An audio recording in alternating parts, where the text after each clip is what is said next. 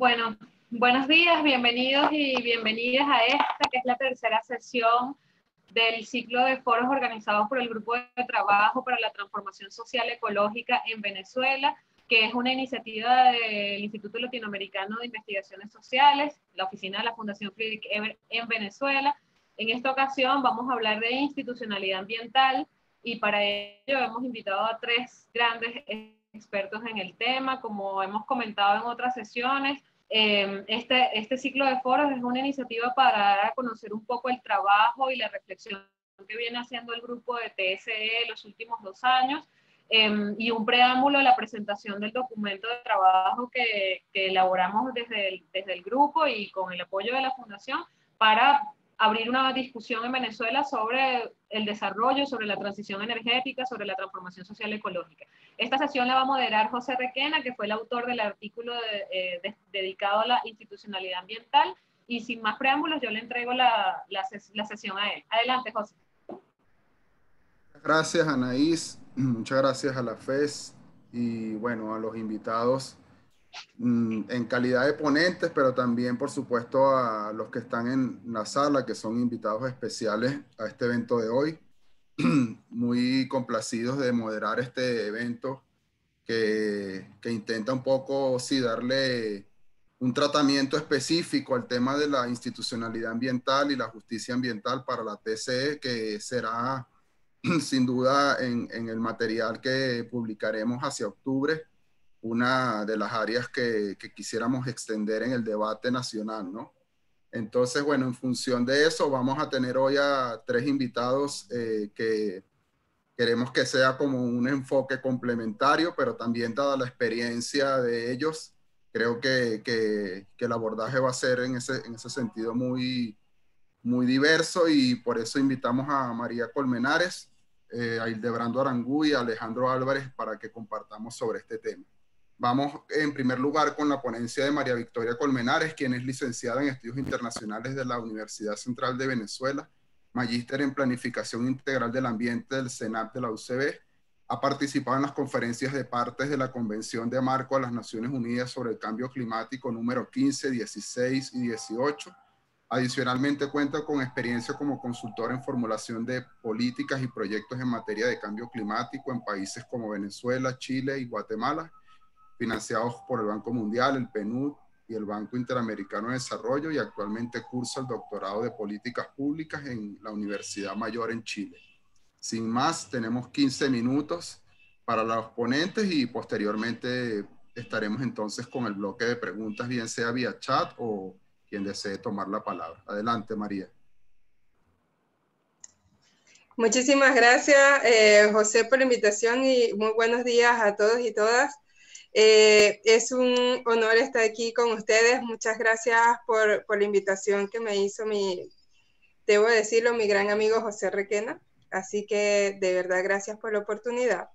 Le estoy compartiendo pantalla para compartir mi presentación. Y bueno, en términos como metodológicos, se trata de hacer como una presentación inicialmente y después creo que podríamos quedar un poco en el diálogo. Voy a anotar aquí mi tiempo. Ya, bueno, buenos días. Me invitaron en calidad de ponente en esta temática sobre institucionalidad y justicia ambiental para la transformación social y ecológica. Yo me quiero centrar como en dos palabras importantes aquí dentro de la presentación, y que es el tema de la institucionalidad y la transformación. El área de justicia ambiental creo que la van a abordar los otros colegas presentes. Entonces, dentro de como bien lo dijo José, me voy a centrar en el ámbito de parte de la experiencia profesional que tengo, y voy a abordar la institucionalidad para el tema de cambio climático en los casos de Chile, Guatemala y Venezuela, que es en donde yo he podido participar. Entonces voy a presentar un marco conceptual, voy a ver los casos comparados y para finalizar con un breve análisis. El marco conceptual lo quiero abordar desde dónde me posiciono. Me posiciono desde estos conceptos. El cambio climático lo abordamos desde la concepción que está dentro de la convención, que se entiende como un cambio en el clima atribuido directa o indirectamente a la actividad humana, es decir, es por todo el accionar que hacemos los seres humanos que tiene esa incidencia en el sistema del clima, en el sistema natural del clima. Voy a ver las instituciones, no solamente como estos ministerios o estas infraestructuras de políticas públicas, sino como unas reglas del juego de la sociedad y que son normalmente ideadas, ¿sí? por la misma interacción humana. Entonces, de estas instituciones, hay instituciones que son formales, que son, por ejemplo, las leyes, los reglamentos, constituciones de los países, y las no formales, que son estas reglas como sociales que están dentro de nuestra vida cotidiana. ¿Qué entendemos entonces desde cómo vamos a abordar entonces el organismo? Los organismos son estos grupos de individuos que se unen por algún objetivo en conjunto. Y ahí tenemos organismos que son políticos, que son económicos, que son sociales, que son educativos. Y aquí entran lo que nosotros como ministerios, sindicatos, bancos, grupos sociales, ONG, los profesores, entonces como para entender bien desde el marco conceptual en que me estoy posicionando dentro de esta presentación. También quiero abordar el tema de ambiente porque es una de las temáticas que tenemos acá y yo quiero tocar una de las concepciones que aprendemos también en el CENAM, dentro de la UCB, y es que el ambiente es visto como una totalidad integradora, que esto lo da Balbino León, y allí el profesor Gilberto Buenaño también expresa que el ambiente es como una forma de ser, de pensar y hacer, ¿sí? Y no es esto del ambiente como recursos naturales o como lo ecológico, ¿sí? Sino como desde toda esta totalidad integradora. Y aquí Balbino León es bien interesante también cómo habla de que esta visión no excluye de que tú estudias una parte de esta totalidad integradora, sino cómo interaccionan todas estas conjuntos de partes, ¿sí? ¿Cómo veo la realidad? También quiero posicionarme en esto y la veo que es una realidad compleja, ¿sí? Si bien el cambio climático por muchos especialistas es abordado como un problema complejo, como un problema que es global, como un problema que realmente es difícil de abordar. Y aquí quiero traer a colación lo que en el escrito Edgar Morán decía dentro de la complejidad, y decía que la complejidad es cuando él le preguntaba a algunos de sus alumnos y una le respondió, la complejidad es una complejidad que es compleja.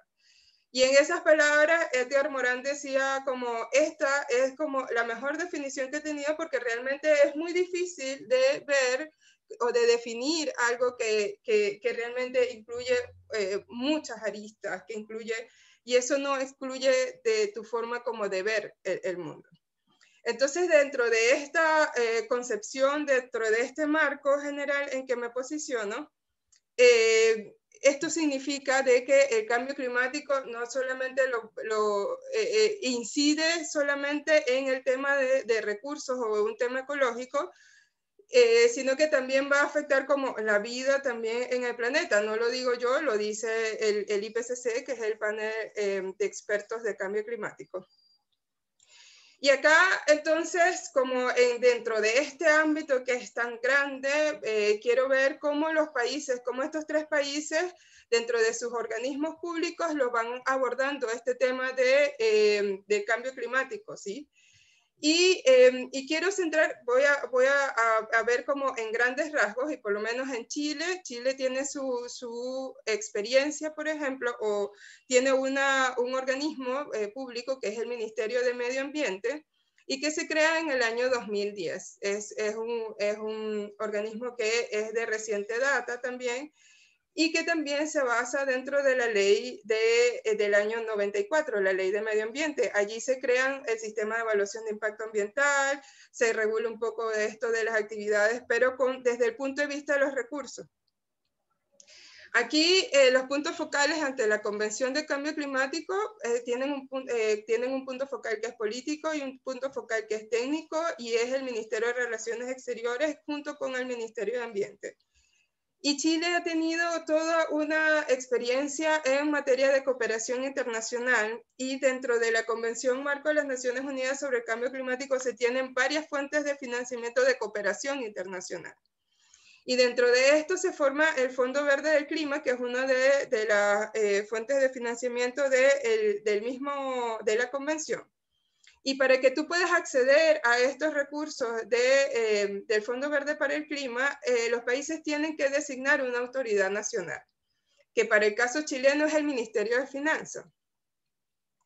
Acá Chile ha avanzado bastante en lo que son los instrumentos en cambio climático, de cómo abordar este tema, y de hecho lleva la bandera en varios puntos. Por ejemplo, es parte del Acuerdo de París, que es dentro de estos acuerdos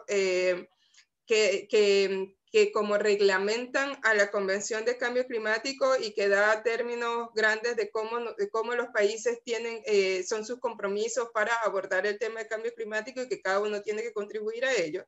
Y dentro de estos acuerdos de París, que es del año, que Chile lo ratifica en el año 2017, cada uno de los países tiene que dar cómo van a contribuir para abordar el tema de cambio climático, para disminuir o para enfrentar el tema de cambio climático, y todos los países dieron su contribución nacional designada. Y uno de los avances que tiene Chile es que este año, en marzo, en plena pandemia, hizo también hizo una actualización de su contribución nacional designada, y ahí expresa de que, bueno, que quiere que sea un país carbono neutral, ¿sí? Tiene una serie de estrategias, tiene una serie de planes nacionales.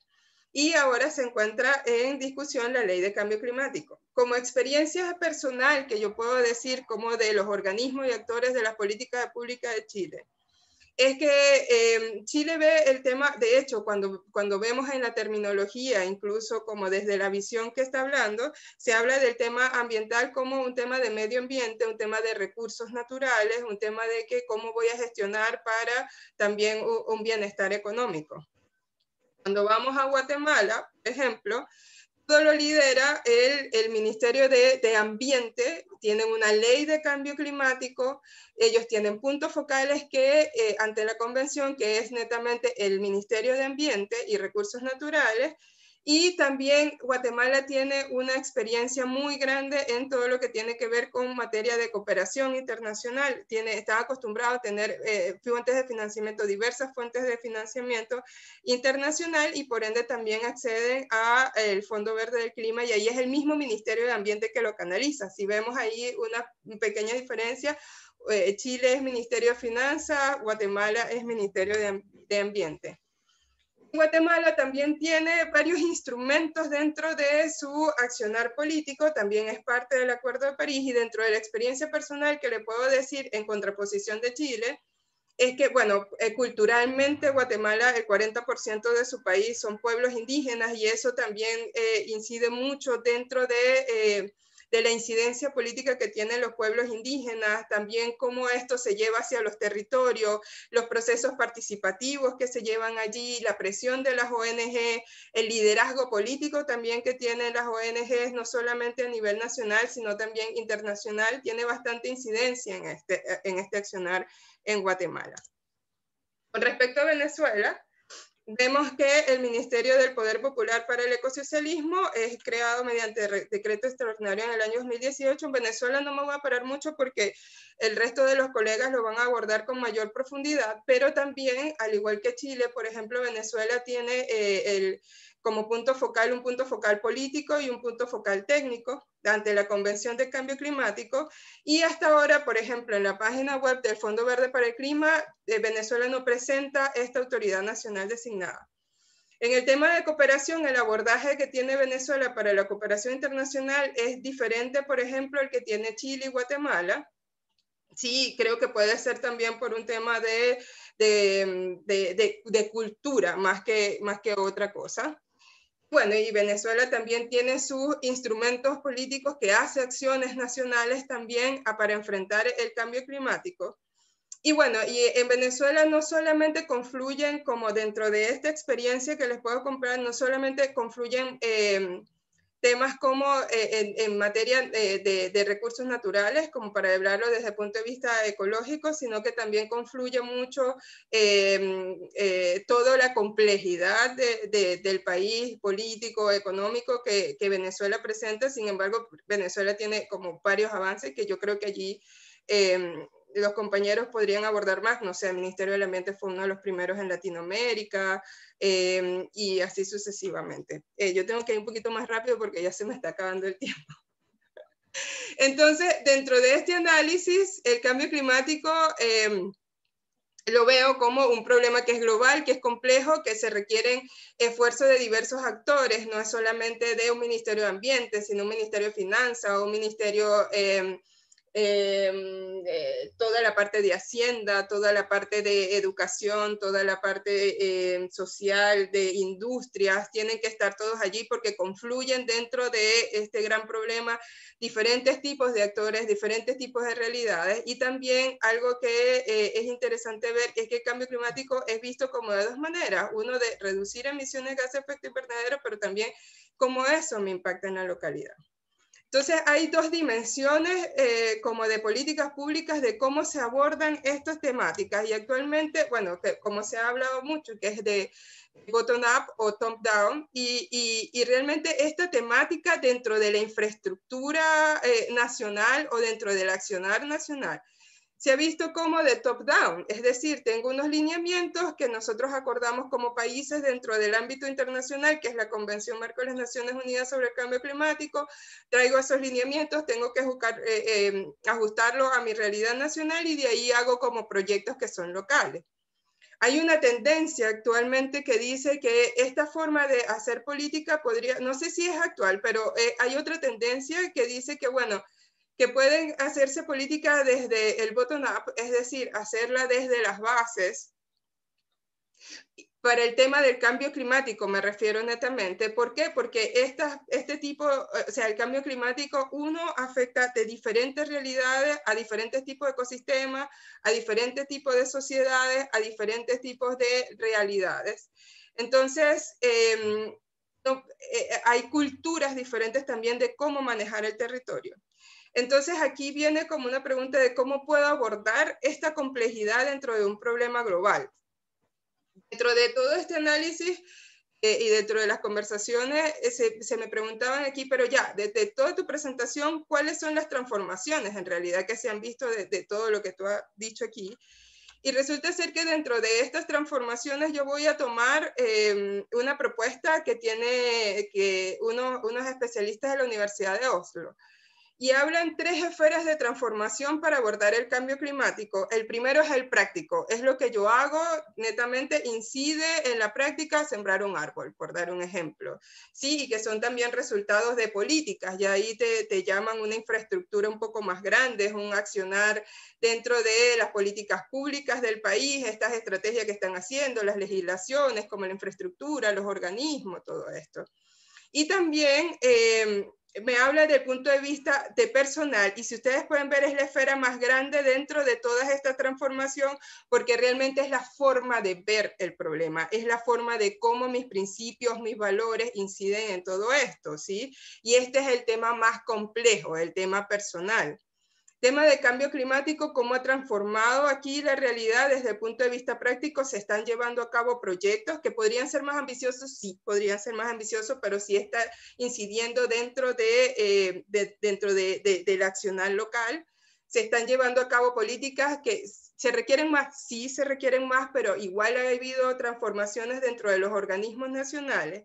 Y dentro del personal yo solamente les puedo hablar desde mi experiencia. Por ejemplo, al tener mayor información con respecto a este problema global, me ha llevado a mí ser más consciente de cómo yo acciono dentro de mi vida cotidiana, ¿sabes? Como esto de ahorrar energía, de reciclar dentro de lo poco que puedo, dentro de mi vida cotidiana, ¿sabes? Como también de contarles lo que yo conozco también hacia otra persona, desde qué es lo que me puedo también comprar, necesito esto, qué puedo hacer. Entonces creo que allí también va a llevar acá, y de hecho vemos en manifestaciones mundiales de jóvenes que se enfrentan hacia el cambio climático, entonces yo creo que allí también hay una transformación que se está llevando a cabo a nivel mundial. Esto por ahora, muchísimas gracias. Discúlpeme que me pasé un minuto más. Yo, bueno, aquí dejo abierto a las palabras. Chévere, muchas gracias, María Victoria. No, bastante ilustrativo, sobre todo en términos comparativos para poder adentrarnos más en el caso Venezuela. Y para eso voy a presentar a Hildebrando Aranguren, quien es pedagogo en ciencias por parte de la Universidad Pedagógica de la UPEL, máster en ciencias ambientales, experto en derecho ambiental y desarrollo sustentable del CENDES de la UCB, doctorante en ambientes y desarrollo de la UNEYES, profesor del área socioambiental del programa de licenciatura en desarrollo humano de la UCLA, exdirector de Parques Nacionales de Amazonas, miembro de la Comisión Mundial de Áreas Protegidas de la IUCN, experto ambiental para el Ministerio Público y el Poder Judicial. Sin más, Hildebrando, bienvenido y adelante. Muchas gracias.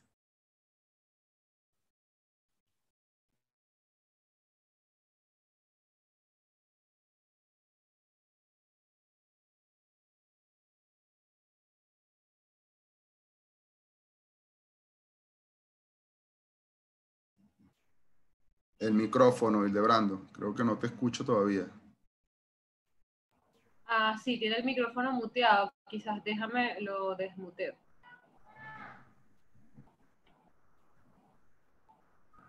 No sé por qué no me lo permite. Ya va, dame un segundo. Profe, intente desmutearse usted.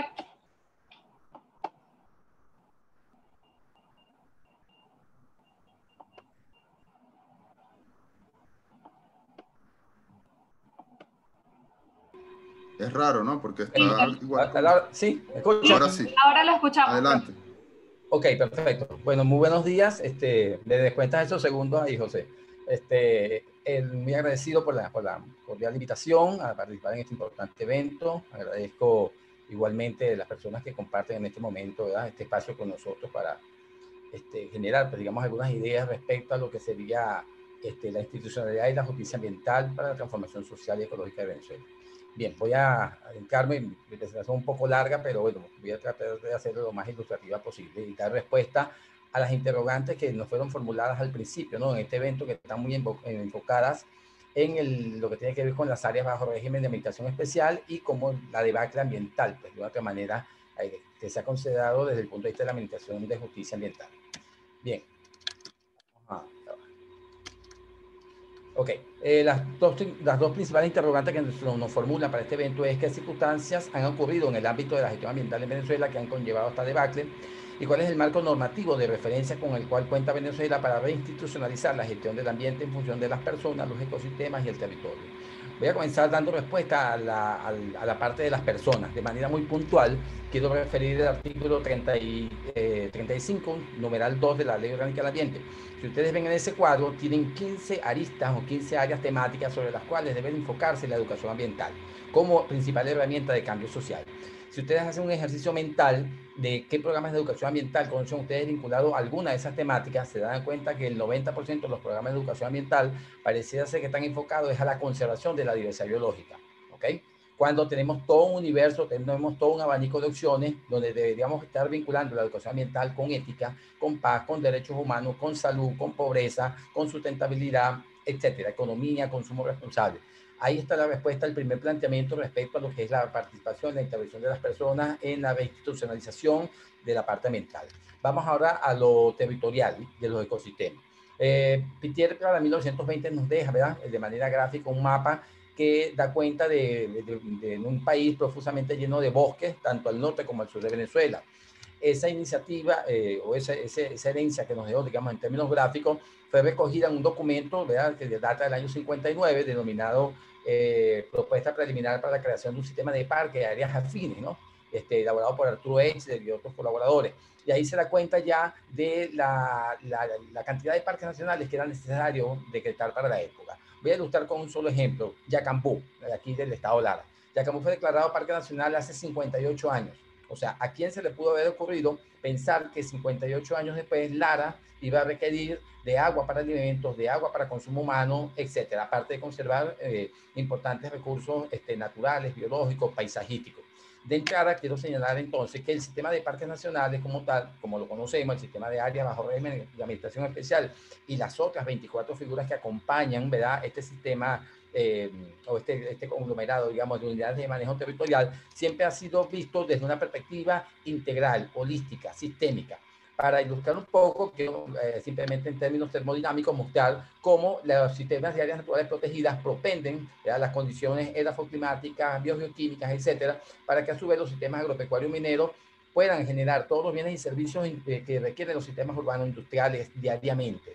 No podemos ver solamente los parques como una unidad aislada. Realmente, hoy en día se sabe que el 83% del agua que llega a las ciudades, las principales capitales, depende del sistema de parques nacionales, que el 40% del agua que se utiliza para la actividad agrícola depende del sistema de parques nacionales, que la plataforma para la inversión turística depende de los parques nacionales, que los sumideros de dióxido de carbono más importantes que tenemos en el país están dentro de los parques nacionales, en fin, ¿no? Entonces, comprender en términos termodinámicos esa ecuación es sumamente importante también para el desarrollo y fortalecimiento de la institucionalidad ambiental, porque vamos a tener entonces carteras ministeriales de agricultura y tierra, de ambiente, que van a respetar cada una la competencia y van a entender por qué las tierras que son para fines agrícolas, sus condiciones edafoclimáticas están dadas y están legalizadas para eso, mientras que las áreas naturales protegidas, en este caso las que requiere el Parque Nacional, de monumentos, refugios, santuarios, incluso reservas de fauna, tienen otros objetivos, pero no son tierras ociosas, como en más de una oportunidad se ha planteado, sino que la falta de comprensión de estos procesos es lo que ha conllevado a esa debacle y ese ataque contra la administración pública ambiental. En ese sentido, ¿verdad?, ubicándome ya en el contexto de lo que ha sido la evolución y la génesis legal de todo esto, nos ubicamos en dos íconos importantes, la Conferencia de Estocolmo del 72 y la Conferencia de Río. En ella se sientan las bases para lo que podríamos denominar la partida de nacimiento del derecho ambiental. El principio del 22 hace referencia, ¿verdad?, a que los estados deben cooperar para desarrollar, ¿verdad?, el derecho internacional referido a la responsabilidad y la indemnización a las víctimas por contaminación. Y el principio 22 de la Conferencia de Río hace referencia a que se debe cooperar, ¿verdad?, para el desarrollo del derecho internacional en la esfera del desarrollo sostenible. Estos dos eventos son calificados, repito, como la partida de nacimiento del derecho ambiental. Esos preceptos que se establecieron ahí fueron acogidos en la mayoría del ordenamiento legal de todos los países. Venezuela no es la excepción. Vemos como el artículo 21 de nuestra Ley Penal del Ambiente recoge que todo delito contra el ambiente, o que de todo delito contra el ambiente nace una acción penal para el castigo, pero también nace una acción civil para la restitución y la reparación del daño. Y esta segunda parte es bien importante considerarla para lo que voy a explicar a continuación. Quiero mostrar de manera muy breve, este fue un caso donde yo intervine en condición de experto designado por el Ministerio Público, y fíjense lo que está en el recuadro rojo, cuando esto fue un caso de minería, y en la sentencia la juez establece lo siguiente, dice que el testimonio del experto director de Imparque es muy técnico, y por supuesto tenía que ser técnico, ¿no? Pero dice no guarda relación directa con la conducta delictual desplegada, ¿verdad? Y por lo tanto, al final dice que no le da valor de prueba, ¿ok?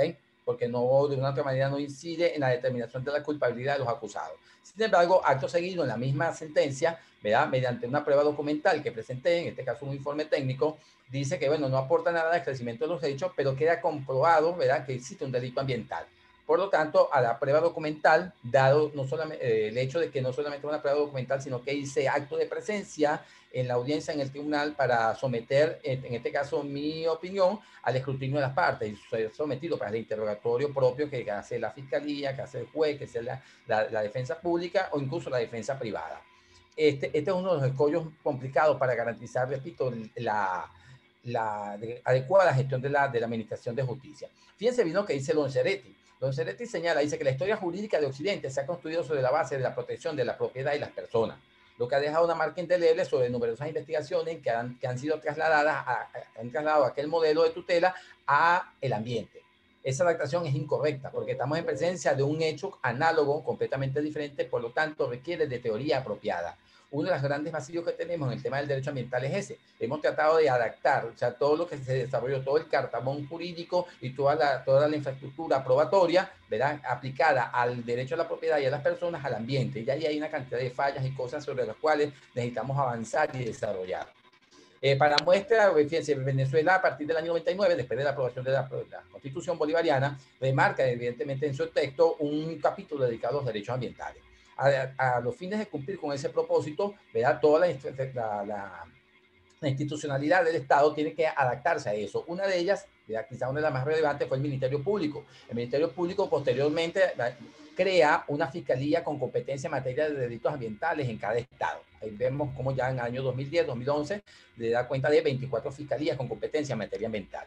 ¿Qué sucede? Para entender esto de manera muy breve, cuando una investigación penal se lleva a cabo por delitos ambientales, ¿verdad?, se puede iniciar por 3 vías: por oficio, por denuncia, por querella. Lo cierto es que en esa fase de investigación, particularmente en la fase preparatoria, ¿verdad?, o sea, en esas primeras etapas de la investigación, el fiscal, a diferencia de lo que pasa en delitos comunes, y aquí quiero establecer la diferencia, en los delitos comunes hay que llegar hasta la fase final del proceso para tomar alguna decisión. En materia ambiental no, en materia ambiental en la fase preparatoria se pueden tomar una cantidad de medidas de carácter precautelativo que buscan fundamentalmente a tratar de detener los efectos nocivos, el efecto degradante que está ocasionando en ese momento es el agente, ¿verdad?, sobre el ambiente. Y eso es importante porque precisamente bajo el principio precautorio se establece que la falta de certeza científica, o que aún ante la falta de certeza científica no se deben dejar de considerar y de tomar las medidas necesarias, preventivas, mitigantes, correctivas, que permitan frenar el efecto nocivo que se está generando en ese momento. Caso particular, lo que estamos viviendo en este momento con el derrame de hidrocarburos en el Parque Nacional Morrocoy, donde hasta este momento no se ha tomado ninguna medida. Y eso es grave porque ya han transcurrido casi 2 meses con ese chorro de petróleo abierto ahí, y el efecto va a ser lamentablemente irreversible, cuando se ha podido, repito, considerar una cantidad de medidas propias, repito, del derecho ambiental. Pero el desconocimiento del derecho ambiental, el desconocimiento de sus procesos, el desconocimiento de su doctrina ha conllevado a eso. Fíjense bien, al final de la fase preparatoria, el fiscal debe presentar el acto conclusivo. Declara el archivo fiscal cuando en el proceso de investigación no logra articular elementos de carácter criminalístico que permitan establecer responsabilidades, pero presume que pueden aparecer más adelante.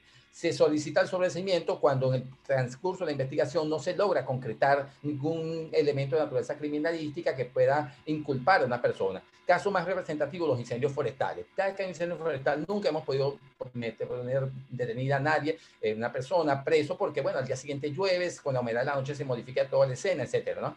Y la tercera opción es la acusación, que tiene como propósito fundamental demostrar la culpabilidad. Y cuando tratamos de demostrar la culpabilidad en un delito ambiental, nos conseguimos con una cantidad de dificultades precisamente derivadas de la carencia de recursos humanos, la carencia de procedimientos y protocolos, y de la carencia de equipos, técnicas y métodos para llevar a cabo esa acción. Para muestra, bueno, vemos un caso del avance de datos oficiales del ministerio, cómo ha ido la data de incendios forestales, ya del año 2004 al 2010, suben, aumentan, y bueno, ya para el año 2010 dábamos cuenta de más de 100.000 hectáreas que perdemos anualmente por incendio de vegetación, y no hay responsabilidad porque es muy difícil demostrar la culpabilidad. Para dato adicional, en el año 2012 vemos entonces cómo se procesaron a través de la Dirección de Defensa Integral del Ambiente del Ministerio Público 8.069 investigaciones por delitos ambientales, de los cuales solamente hubo 31 juicios. Y no es que yo sea muy punitivo, la idea del derecho ambiental no es meter a la gente presa, ¿ok? Y de esto voy a hablar un poco más adelante, porque ha sido la idea tradicional, que volvemos a caer en lo mismo. Se trata de aplicar las medidas tradicionales del derecho penal, del derecho civil, del derecho administrativo al derecho ambiental, y resulta que no es lo mismo, ¿ok? No tenemos, la intención no es llenar las cárceles de delincuentes ambientales, ¿ok? Vemos aquí otra cuenta, por ejemplo, de los datos de los actos conclusivos presentados por dependencia, y vemos que el Estado Lara, en su momento, repito, es el Estado que presentó mayor cantidad de actos conclusivos. Eso dice un poco, eso te puede tener 2 lecturas, ¿no? La eficiencia del fiscal ambiental o la cantidad de delitos que se están dando aquí en mi Estado. En este momento tenemos el caso, como ya señalaba hace un momento, con el caso de Morrocoy, un caso sumamente complejo por las características peculiares del ambiente donde se está dando, la configuración en términos ecológicos de los 3 grandes, digamos, ecosistemas, tanto arrecifes de coral, praderas de talasia, como los manglares, y todas las interconexiones en términos biogeoquímicos, en términos termodinámicos que se dan en esos ecosistemas y que no podemos determinar con precisión de qué manera están afectando y qué se está haciendo más afectado en una parte y otra. En este sentido, la legislación nos establece unos retos inmensamente grandes. Fíjense, el artículo 79 de la Ley Penal del Ambiente hace referencia a que la persona natural o jurídica que realice prácticas, ¿verdad?, que afecten significativamente las cadenas tróficas y los procesos en los ecosistemas. Demostrar eso, meterse en ese intríngulis de demostrar incluso significativamente, ¿qué llamamos significativamente? ¿Cómo determinamos qué es significativo la afectación a una cadena trófica y un proceso ecológico en un ecosistema? Es una tarea sumamente técnica, sumamente científica, por lo tanto se requiere del concurso, de la participación de personas incluso ajenas a la administración de justicia, como serían en tal caso toda esta eminencia de investigadores que todavía, gracias a Dios, tenemos en nuestras instituciones educativas y en nuestros centros de investigación. Esa es una cara de la moneda. La otra cara es que quise ilustrar con este ejemplo que lo cita la doctora Isabel de los Ríos, un caso de Brasil, fíjense bien, donde una empresa ensambladora emite gases contaminantes que están por encima de lo que establece la norma técnica. Y a tal efecto, la empresa ofrece donar 6.000 hectáreas para ser declaradas Parque Nacional, ofrece la dotación de infraestructura para un complejo espeleológico y ofrece la dotación de un laboratorio de análisis de emisiones atmosféricas y además un vehículo con premonitorio de la calidad de aire. Eso para que se le permita seguir contaminando. Muchas de las sanciones que se establecen tradicionalmente en el derecho ambiental están muy vinculadas a eso. Y eso también es otra visión completamente rara. En este contexto, a modo de conclusión, ¿verdad?, según los datos arrojados por los informes de gestión del Ministerio Público, se pone en entredicho la efectividad institucional de este órgano, ¿verdad?, como responsable de la acción penal frente a los delitos ambientales. Entendemos que la acción del Ministerio Público en la mayoría de los casos de los delitos contra el ambiente se limita a la solicitud de medidas personales, obviando, subestimando la importancia de las medidas reales. Para distinguir un momento esto, estoy hablando, cuando hablamos de medidas reales, estamos diciendo que las medidas reales tienden a esquivar de una otra manera al sujeto que produjo la lesión, que produjo la agresión contra el ambiente, para centrarse entonces en el objeto que es agredido. No hacemos nada, y eso es lo que venimos viendo en la práctica, que a toda persona que cometa una conducta antijurídica en términos ambientales se le sancione estableciéndole la obligación, por ejemplo, de donar, aquí en Lara sucede eso, computadoras al zoológico, toldos al Ministerio de Ambiente, mascarillas para un ambulatorio, cuando el área que fue degradada nadie hace nada por recuperarla. Entonces las medidas reales deben estar abocadas a lo propio, a lo que es de suyo, en este caso, repito, a la restitución del área que fue afectada o al ecosistema que fue afectado. En ese sentido, a pesar de la debacle, ¿verdad?, que estamos en este momento, Venezuela cuenta con un marco legal, reservas técnicas institucionales, incluso técnicas y profesionales, como las dos personas que honran compartir conmigo en esta mañana. Hay una reserva importantísima, no solamente técnica, profesional, científica, sino incluso moral, ¿verdad?, para generar los mecanismos, protocolos y métodos que sirvan de apoyo al Ministerio Público para el desarrollo de las investigaciones policiales, ambientales, criminales, criminalísticas, a los efectos de garantizar la aplicación efectiva del derecho ambiental. En ese mismo contexto, repito, resulta importante que se consolide la creación de la Jurisdicción Penal Especial Ambiental, prevista en el artículo 136 y 137 de la Ley Orgánica del Ambiente, de manera que podamos tener los jueces especializados en materia ambiental, como una aspiración legítima, de una cantidad de actores en los cuales está la administración pública, los movimientos ambientales y sociales, los pueblos y comunidades indígenas y la comunidad científica y académica.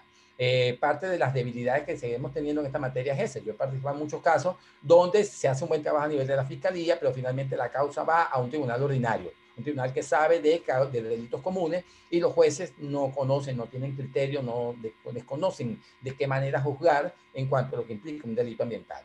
Por otro lado, es urgente aumentar la oferta de formación profesional y académica en el área del derecho ambiental. La semana pasada yo participé como ponente en un Congreso Nacional de Derecho Ambiental en Perú, y es impresionante ver la oferta académica que hay en todos esos países, en Perú, en Costa Rica, en Colombia. Hay especializaciones, hay maestrías, hay doctorados. Venezuela, a pesar de toda la data histórica que tiene en términos de gestión ambiental, cuenta con una sola oferta, que es la que da el CENDE, que fue el posgrado que yo cursé. En el CENDE no se ve. Del resto, en el país no hay ninguna opción. Y esto es bien importante porque debe abrirse el espacio, el compás más amplio, para que más personas puedan participar, puedan comprender de qué se trata el derecho, que no es solamente la legislación, para que los profesionales de las distintas áreas puedan de otra manera articular, ¿verdad?, de acuerdo a sus propios intereses, motivaciones, la voluntad férrea que debe haber en cuanto a lo que es la protección del ambiente, y garantizar en ese contexto la efectividad del derecho ambiental, porque no es un asunto solamente de jueces, de fiscales, sino que se requiere de la participación ciudadana. De por sí, el artículo 44 de la Ley Orgánica del Ambiente establece el deber y derecho de denunciar. Sin embargo, la gente no denuncia. Denunciar no es por las redes sociales, denunciar es un acto formal que se realiza, ¿verdad?, frente a un órgano policial, frente a un órgano jurisdiccional. Y eso es algo que debemos comprenderlo, pero que la gran mayoría que desconoce cómo funciona el derecho no termina de asimilarlo, ¿no? Finalmente, Venezuela requiere sumarse al concurso de naciones que han incorporado en su cartabón jurídico y en su doctrina el reconocimiento de nuevos sujetos de derecho y nuevas personas jurídicas. ¿Okay? Hay avances importantísimos en Ecuador, en Bolivia, varios países donde no solamente se ha acuñado, por ejemplo, la definición de persona natural no humana, para referirse, por ejemplo, a algunos animales, algunas especies, delfines, perros, etcétera, ¿okay? Se han declarado sujetos de derecho, ecosistemas, etcétera. Recientemente una decisión bien interesante de la Corte Suprema de Colombia acaba de declarar su Amazonas como sujeto de derecho. ¿Okay?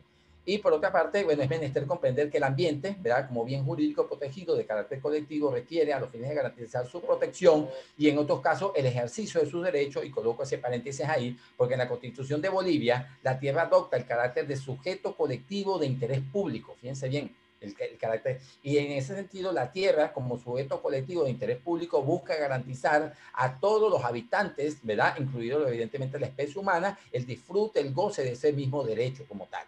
Entonces dice aquí que se debe garantizar en ese contexto un sistema de acciones típico e imperativo de carácter preventivo y precautorio. La prevención y la precaución constituyen la axiología superior del derecho ambiental. Son las bases fundamentales para tratar de detener mucho antes de que sucedan, mucho antes de que el efecto sea irreversible, los daños que se ocasionan al ambiente. Pero que se dice aquí, ¿no?, según o privilegiando en tal caso la reparación. Es decir, primero in natura, el famoso principio in dubio pro natura, o sea, ante la duda se beneficia la naturaleza, y subsidiariamente la pecuniaria. Yo no hago nada con pagar multas, yo no hago nada con poner la multa del valor más grande que nos pueda permitir el ordenamiento legal, ¿ok?, o sancionar en especie, si no restituyo el área que fue afectada. En ese sentido, repito, se privilegia el principio de indubio pro natura antes que las sanciones de carácter pecuniario. Eso es algo que tenemos que modificar.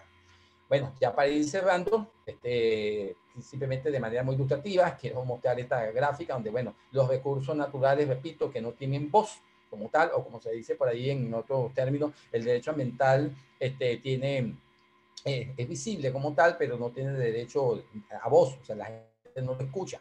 Y esto es importante fortalecerlo, ¿no? Ya para cerrar, quiero compartir con ustedes esta frase que escribí hace 2 meses cuando se inició el conflicto del derrame de hidrocarburos en Morrocoy, y comencé a observar lo que era elocuente, o sea, el fraccionamiento, las parcelas de conocimiento de los biólogos por un lado, los abogados por otro, y no terminan de ponerse de acuerdo. Incluso ayer veía un comentario que se hacía en un grupo de WhatsApp donde se criticaba a los surfistas porque estaban diciendo que ellos no podían desarrollar su actividad, ¿no? Y entonces uno decía, bueno, ¿cómo va a ser más importante el sur que la diversidad biológica? Entonces en esas parcelas realmente lo que ocasionamos es mucho daño, ¿no? Entonces, bueno, la frase dice así: las parálisis paradigmáticas, el parcelamiento de los saberes y conocimientos, la falta de compromiso más allá de las disciplinas y la carencia de una estrategia articulada, interconectada e interrelacionada en el plano jurídico, procesal y técnico-ambiental es la mayor dificultad para abordar la defensa, no solamente del Parque Nacional Morrocoy y del refugio de fauna de Cuárez,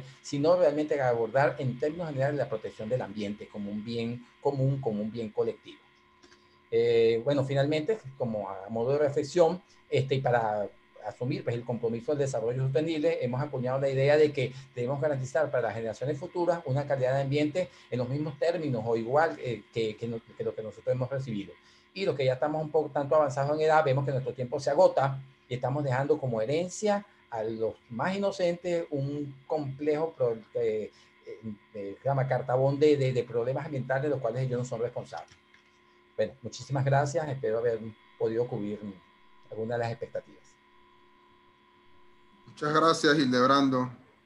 Bueno, muy abarcativa toda la ponencia sobre el tema de derecho ambiental y que también nos sitúa en el marco normativo existente. Vamos a darle la palabra al último ponente de este bloque. Les recuerdo que pueden ir haciendo las preguntas por el chat. También estamos revisando la participación en vivo en Facebook y en YouTube. Y también, bueno, creo que Anaís me corregirá, pero siempre destinamos unos minutos si alguien quiere participar en vivo en la sala y pide el derecho de palabra. Sí, es Entonces, así. chévere. Alejandro es coordinador de Clima 21, Ambiente y Derechos Humanos, especialista en gestión social del ambiente, con énfasis en temas relacionados con derechos humanos ambientales, participación ciudadana y educación ambiental en el marco del desarrollo sostenible, promotor de la participación y articulación de las organizaciones de la sociedad civil y divulgador ambiental. Bienvenido, Alejandro, tu derecho. Derechos humanos, especialista en gestión social del ambiente, con énfasis en temas relacionados con derechos humanos ambientales, participación ciudadana y educación ambiental en el marco del desarrollo sostenible, promotor de la participación y articulación de las organizaciones de la sociedad civil y divulgador ambiental. Bienvenido. Muchas gracias, José. Muchísimas gracias, José. Todavía estoy viendo la presentación de Hildebrando, entonces para poder poner la mía, no sé qué debo hacer. Ok, muy bien. Ahí voy entonces con mi presentación. Voy a compartir pantalla. Vamos a ver, eso a veces tarda un momentito. Y por el momento parece no estar ocurriendo nada. Ajá, ok. Ahora sí. Ok, muy bien. Correcto. ¿Se ve la presentación? Sí, Alejandro, adelante. Perfecto, muchísimas gracias. Muy bien, lo primero que debo decir que agradezco profundamente esta oportunidad de hablar para toda la gente que esté conectada, así que agradezco a Lildis y en particular a José, que ha tenido la amabilidad de hacerme este reto, el reto de hablar de los retos de la institucionalidad ambiental venezolana. Me consigo con una situación muy particular. Es decir, hablar de los retos de la institucionalidad ambiental es ya un gran reto, ya que no es un tema para una persona, es un tema para que un grupo grande de personas, distintos actores puedan discutir, reflexionar y trabajar sobre esta situación. Por lo tanto, yo en esta presentación me limito más a hacer una serie de preguntas que a hacer respuestas completas, preguntas que debemos colocar. Lo primero que quiero hablarle a ustedes, oye, que no está pasando la presentación, algo pasa, que la presentación no está corriendo.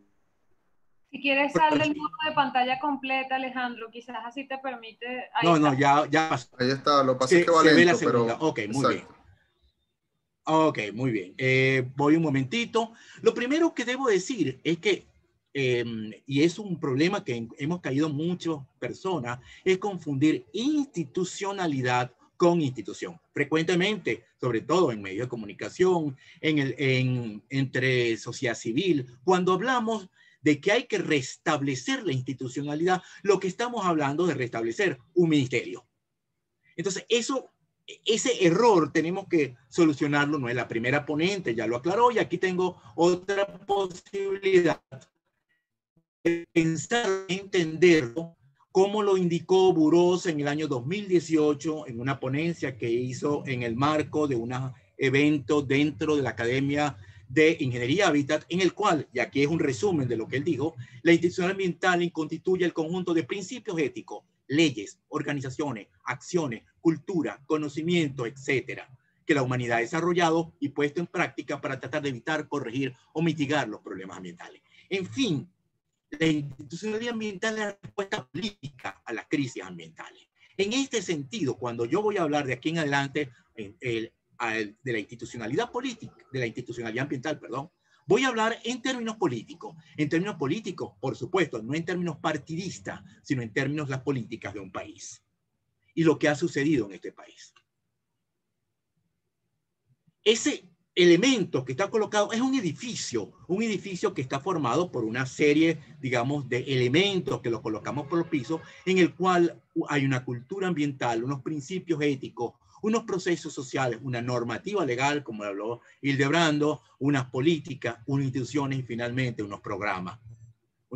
Todo eso en sí mismo constituye unos elementos particulares. Como lo dijo la primera ponente, esto es un elemento de la complejidad, ya que para que haya una institucionalidad tiene que haber una cultura que no solamente la permite, sino que la promueve, pero a su vez la creación de la institucionalidad genera cultura. Por lo tanto, es un proceso complejo en el cual dos situaciones van ocurriendo, cada uno afectándose a los otros.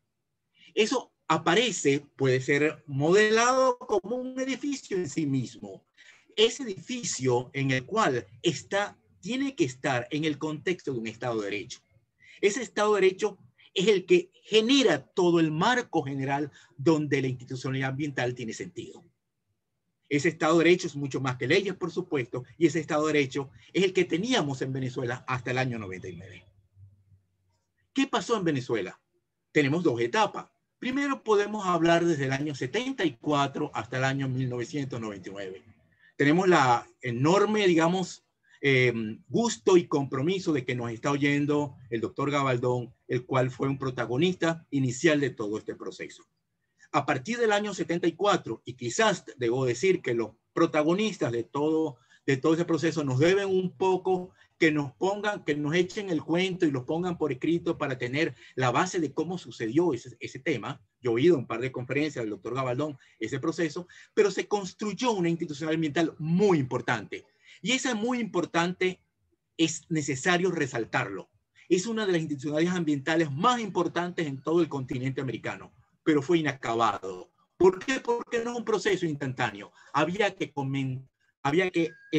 digamos, seguirlo construyendo. Y además, y es una cosa que voy a hablar un poco más adelante, su propio inicio conspiró contra él. ¿Por qué digo eso? Porque ¿cuál fue el inicio? ¿Cuál era el año 74? Es conocido como el inicio de la Gran Venezuela. Es decir, ese fue el momento del inicio de unos procesos en el cual un Estado rentista, extractivista, comenzaba a tener la posibilidad de desarrollarse a una velocidad impresionante. Entonces, ¿para qué necesitamos una institucionalidad ambiental? Necesitamos una institucionalidad para poner freno, control a ese desarrollo de tal manera que no afectara el ambiente. Entonces, ese proceso era un proceso de constante y permanente confrontación entre unos procesos de desarrollo económico y unos procesos de control. Esos permanentes procesos de tira y encoge entre ambos, en algún momento, a partir de nuevos, digamos, partes políticas, de procesos políticos, hicieron que se disminuyera la capacidad de las instituciones ambientales para poder realizar el verdadero control. Ya hacia finales del año 99 el Ministerio de Ambiente ya estaba debilitado, estaba un poco burocratizado y ya algunos de los gobiernos anteriores le habían disminuido su capacidad. ¿Qué pasa después del 99? En el año de aquí, del 2000 al 2020, se produce un desmantelamiento del Estado de Derecho que destruye gran parte de nuestra institucionalidad ambiental, que es instituida por una institucionalidad ilusoria. ¿Qué llamo yo la institucionalidad ilusoria? Una institucionalidad que parece estar, hay un ministerio de ecosocialismo, todavía existen unas leyes, y Hildebrando habla de ella, pero en la práctica realmente no existe. Diciendo un poco informalmente, yo hablo que el Ministerio de Ecosocialismo actual es como la canción de Shakira de su primer tiempo, ciega, sorda y muda, ya que ustedes no podrán conseguir bajo ninguna circunstancia, ninguna opinión ni acción del Ministerio de Ecosocialismo con ninguno de los grandes problemas ambientales en los últimos tiempos. Por lo tanto, en función de esa situación, resulta necesario reconstituir la institucionalidad ambiental venezolana. Tenemos entonces un enorme reto, como dijo nuestra primera ponente, de enorme complejidad, porque además tenemos un contexto tanto nacional como internacional muy complejo. Recientemente aprendí lo que implica un entorno global y nacional VICA. En términos en inglés se habla como VUCA, la segunda letra una U, donde implica un contexto de extremada volatilidad. Fíjense, a mediados del año pasado nadie hubiera podido predecir lo que iba a pasar este año con el efecto de la pandemia de COVID. Una incertidumbre extraordinaria. ¿Qué va a pasar al post-COVID? ¿Qué va a pasar con los efectos de un mercado que intente aumentar su velocidad en un contexto donde ya vimos las consecuencias de ejercer presión excesiva sobre la naturaleza y generara entonces virus nuevos que se pudieran entonces generar en pandemia? Un contexto de enorme complejidad y finalmente un contexto de enorme ambigüedad. Ya no tenemos esa claridad, al menos ilusoria, que teníamos en los años 70 y 80, en el cual podíamos saber quiénes eran los amigos y los enemigos. Ya en este momento, la aparición de gobiernos populistas de todas las ideologías en todas partes del mundo hace enormemente compleja la situación y de una enorme ambigüedad general. Esa volatilidad, incertidumbre, complejidad y ambigüedad también son existentes dentro del país. Adicionalmente a eso, para pensar en la institucionalidad ambiental de Venezuela, tenemos que pensar en la situación real de Venezuela. Yo he dicho en varias circunstancias que Venezuela está en matriosca.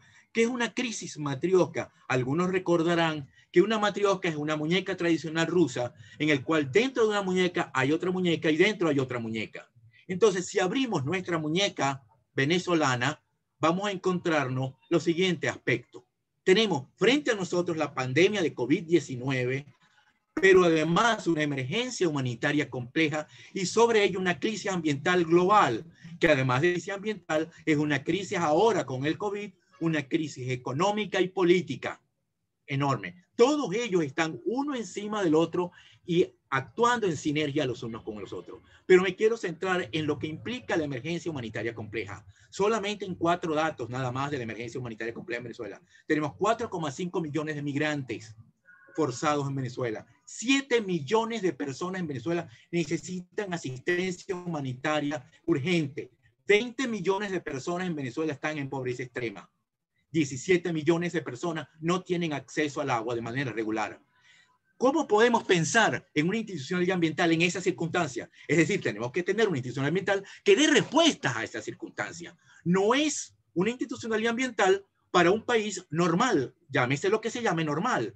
No es Chile, ni siquiera es Guatemala. Es un país que tiene esa circunstancia, una circunstancia extraordinariamente complejas. Uno de los elementos que me preocupa frecuentemente, y una de las preguntas que me hizo, es la tentación de querer avanzar mirando hacia atrás. Es como avanzar mirando por el espejo retrovisor. Es querer decir, cuando cambie todo, vamos a hacer un nuevo ministerio que tenga tales cosas. Pero eso no es posible. Y eso no es posible por tales razones.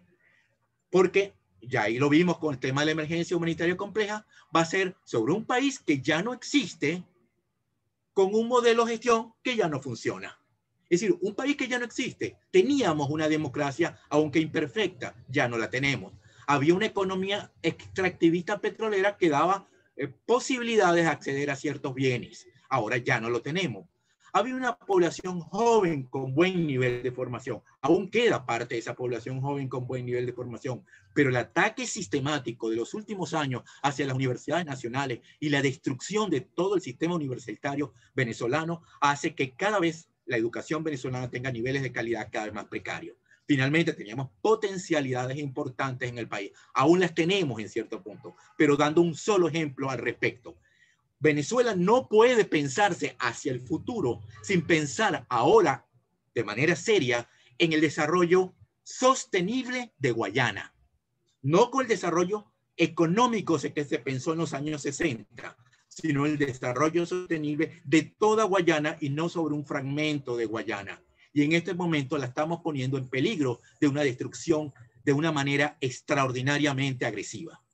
Un modelo de gestión que no funciona, que ya lo había dicho, que era dirigido al control de las actividades económicas, que estaba aislada de los procesos económicos y sociales y con poco poder político y cada vez menos poder económico. Cada vez más en los ministerios de ambiente primero y ecosocialismo tenían acceso a situaciones que pudieran tener capacidad de actuar simplemente, y ya lo hemos visto en los últimos años, donde aún en la existencia de funcionarios de buena intencionalidad no tienen ninguna capacidad de tener un vehículo, unos materiales, unos acceso a un internet, a ningún otro elemento que podía dar si estuviera realmente importante en el país. Entonces, no podemos pensar en reconstruir lo que ya no existe. Necesitamos construir algo para un país nuevo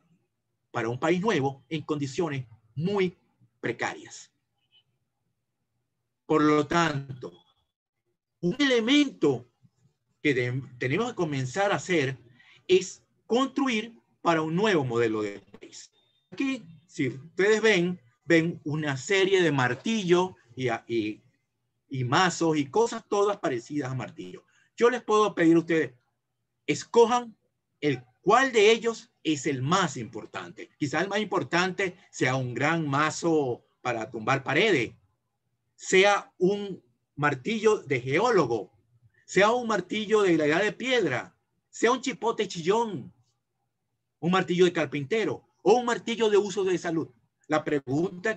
A esa pregunta ustedes me responderían siempre, ¿para qué voy a usar ese martillo? Es decir, no puedo pensar en una institucionalidad ambiental para el país sin pensar en para qué modelo de país va a estar esa institucionalidad ambiental.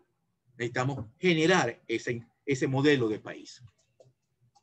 En ese sentido, la respuesta debe ser construida entre todos. No es tarea de ni siquiera una persona, ni mucho menos de grupos. Tiene que haber un gran acuerdo nacional que permita construir qué país queremos de aquí en adelante. Ahora, puede haber una enorme propuesta y la sociedad civil, no solo venezolana, sino latinoamericana, tiene algunas propuestas. Entonces, recientemente la sociedad civil latinoamericana, nucleada alrededor del grupo más importante de sociedad civil en el mundo, que tiene que ver con la acción climática, el Climate Action Network para Latinoamérica, ha hecho una propuesta que necesitamos una reconstrucción transformadora que asegure un futuro sostenible, justo y resiliente para todos. ¿Qué implica eso? Implica al menos estos tres elementos.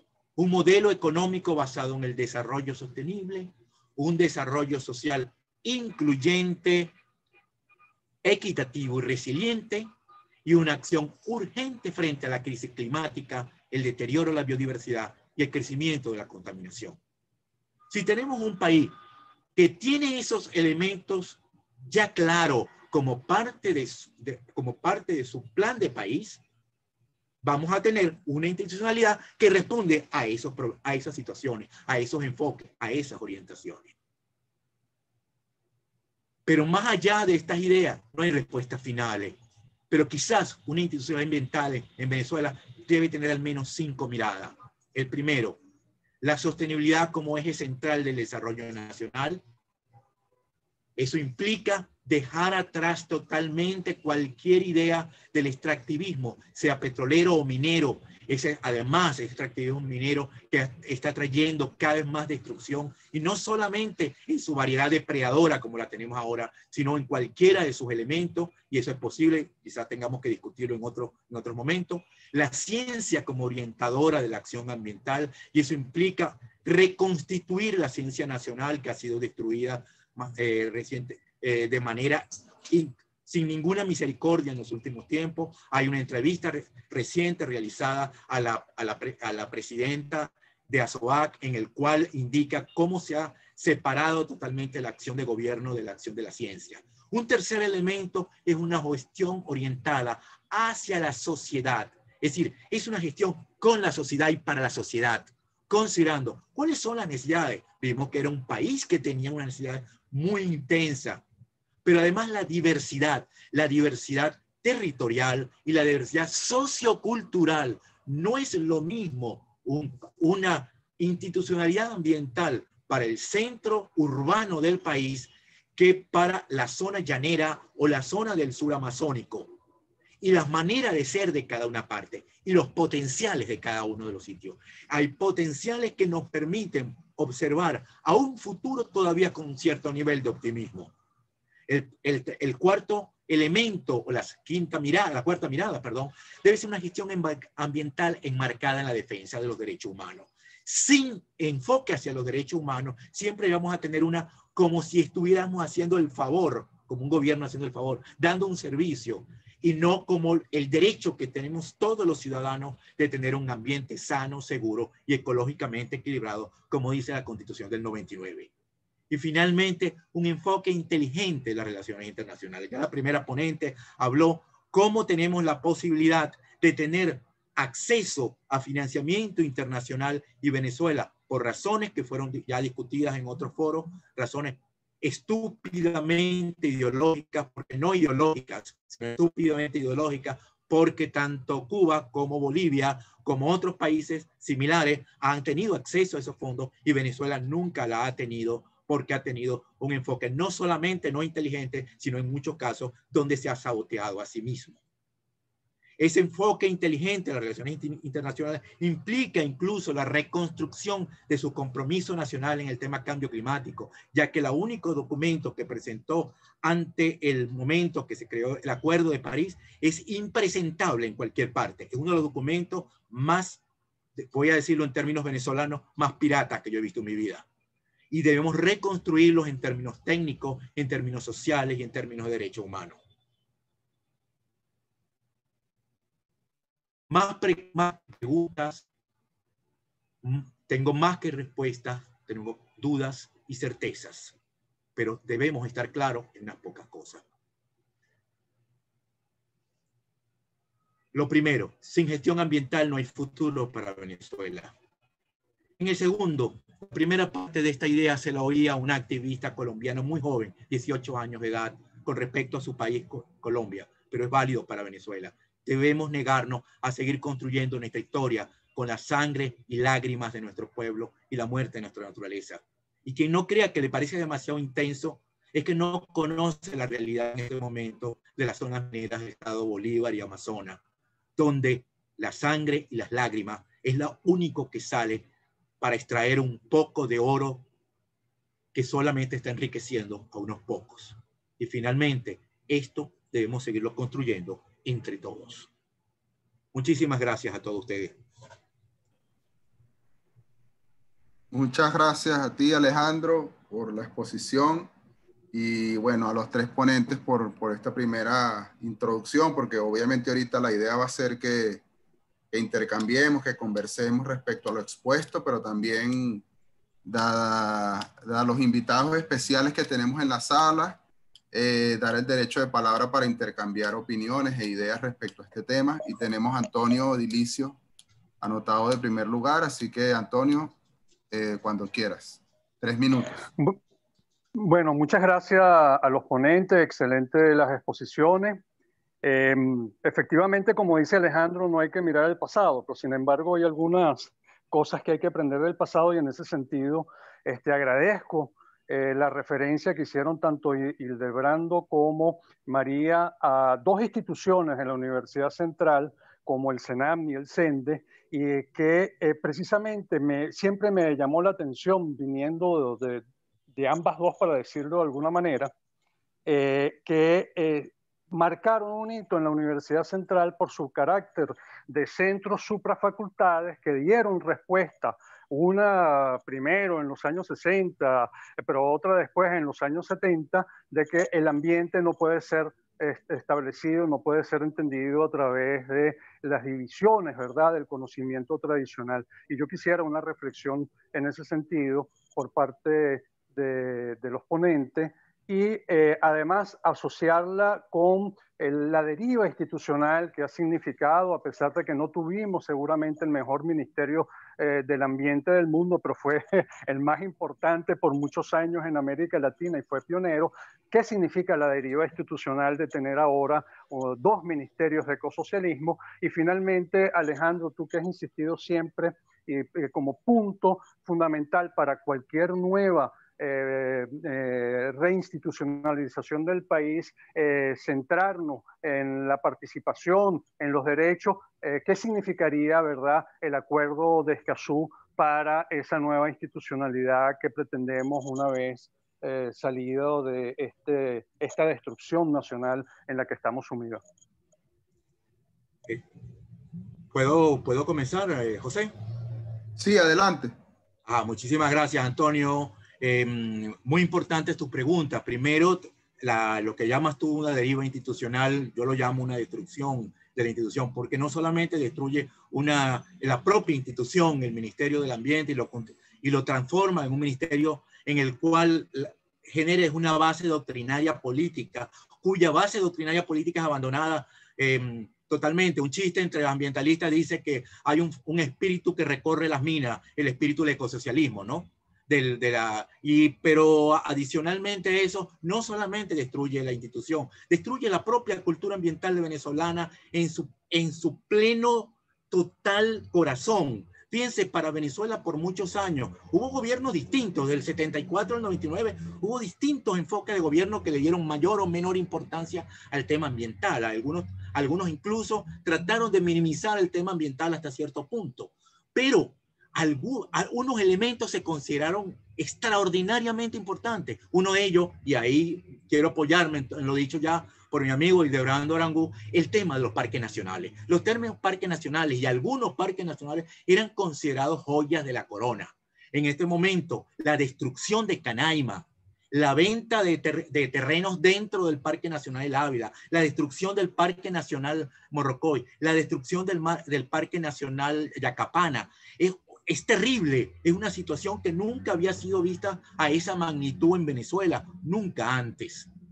En ninguna circunstancia, en ninguno de los gobiernos, aún gobiernos que no fueron tan, digamos, le dieron particular importancia al tema ambiental. Y eso si alguien quiere saberlo, bueno, no le dio particular importancia al tema ambiental el segundo gobierno de Rafael Caldera, y no le dio particular importancia ambiental el gobierno de Jaime Lucinchi. Pero en general, a pesar de eso, se trató de mantener ciertos elementos no demasiado tocados. Ahora, con respecto a tu pregunta importantísima, todas las tendencias globales y digamos, gran parte de la exigencia de la sociedad civil global va a que no es posible hacer gestión ambiental sin el concurso de la propia gente que está en cada uno de los niveles. Y de todos, no solamente los gentes, y no solamente hablamos de comunidades, de todos los actores sociales. ¿Quién puede más hablar sobre la situación ambiental en zonas agrícolas venezolanas, en los agroecosistemas, que los propios productores que están ahí? ¿Quién más puede tener idea de los propios sentidos de las emisiones que pueden generar ciertos industriales? Es decir, cuando solamente vemos la gestión ambiental como un control de los enemigos del ambiente, perdemos gran parte de la riqueza. Y cuando nos convertimos todos en actores participantes, tenemos un elemento extraordinariamente positivo que podemos avanzar no solamente mejor, sino más rápido. Lo último, el tema de derechos humanos. El tema de derechos humanos ha sido una exigencia de países y sociedad civil por muchos años. Quiero dar una anécdota en particular. Cuando se estaba haciendo toda la preparación para la COP, donde se firmó el Acuerdo de París, un grupo de países liderado por Costa Rica pidió que hubiera un elemento central del Acuerdo de París por el tema de los derechos humanos. Fue negado por otros países, y entre los países en los cuales fue negado estuvo Venezuela. En particular, Arabia Saudita y Venezuela lideraron a aquellos que no quisieron que el tema de derechos humanos estuviera dentro del centro del acuerdo de París. El Acuerdo de París. A pesar de eso, dentro del Acuerdo de París, en el preámbulo aparece una mención a derechos humanos. El último, el Acuerdo de Escazú. El Acuerdo de Escazú es el elemento más importante en América Latina. Es un acuerdo que mucha gente no conoce en Venezuela, en el cual se elaboró a partir del principio 10 de los principios de Río. Se acordó un acuerdo latinoamericano y el Caribe para acceso fácil a la información, a la justicia, a la participación y a la defensa de los defensores del ambiente. Porque América Latina es el continente o la parte del mundo que es más peligroso defender el ambiente. El número de asesinatos por año, este año en Colombia la situación es terrible. El número de masacres que han ocurrido principalmente entre personas que estaban defendiendo territorios.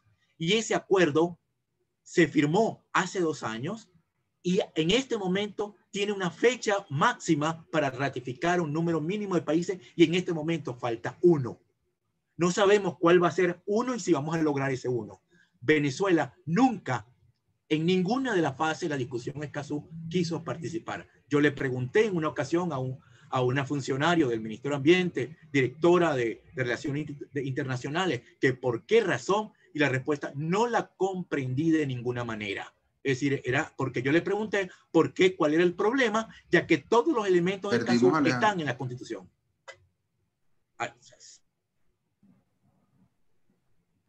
No, aquí está, no lo perdimos. Ajá. Hola, ¿me siguen oyendo? Sí, te escuchamos, Alejandro. Ajá. No sé si te perdió algo de lo que estaba eso, pero en cualquier manera terminé mi exposición. Muchas gracias. Gracias, Alejandro. No sé si María y Debrando quieren hacer un breve comentario sobre el planteamiento de Antonio, y tengo 2 preguntas en el chat. Ok, bueno, voy a yo también incorporar alguna idea. La idea de reinstitucionalizar la gestión ambiental en Venezuela pasa, y ya Alejandro ha dejado de manera muy enfática, remarcado la cantidad de acuerdos y convenios internacionales. Si alguna deuda tiene el derecho ambiental, es precisamente con el derecho internacional. Es a partir de los grandes eventos en materia ambiental, ¿verdad?, que se ha generado toda una cantidad de compromisos, y esos compromisos, la única manera de que se puedan manifestar, puedan hacerse operativos, es a través de un debido acuerdo, digamos, un debido marco regulatorio como tal. En este contexto quiero decir que restituir el orden social, ambiental y ecológico en Venezuela, ¿verdad?, que incluye, repito, el tema de la participación ciudadana en todas sus dimensiones, como lo referí cuando hablaba de la educación como una herramienta de cambio social, no solamente como un efecto de generación de conocimiento. Ustedes pueden ver perfectamente la cantidad de áreas temáticas sobre las cuales debe trabajarse, ¿verdad?, para poder contribuir a esa gestión ambiental integral, donde los participantes, los ciudadanos, las comunidades organizadas, las instituciones del Estado, en todas sus dimensiones, puedan de una u otra manera cumplir con esa responsabilidad. Entonces, simplemente quería agregar que, o sea, garantizar esa reinstitucionalización de la gestión ambiental de Venezuela requiere obligatoriamente de un adecuado marco jurídico y legal. Y cuando hablo, no solamente me refiero a la legislación, hay un aspecto bien importante que hay que distinguir. Yo siempre estoy hablando del derecho, porque el derecho lo constituyen fundamentalmente 3 elementos, que es la legislación, que es la doctrina y que es la jurisprudencia. Pero evidentemente hay que agregar a eso la institucionalidad jurídica, que es la que le va a dar cuerpo y sentido a la aplicación de las normas. Y como ejemplo también refería, pues, la manera inadecuada como se ha venido aplicando la norma para sancionar, en este caso, los delitos ambientales.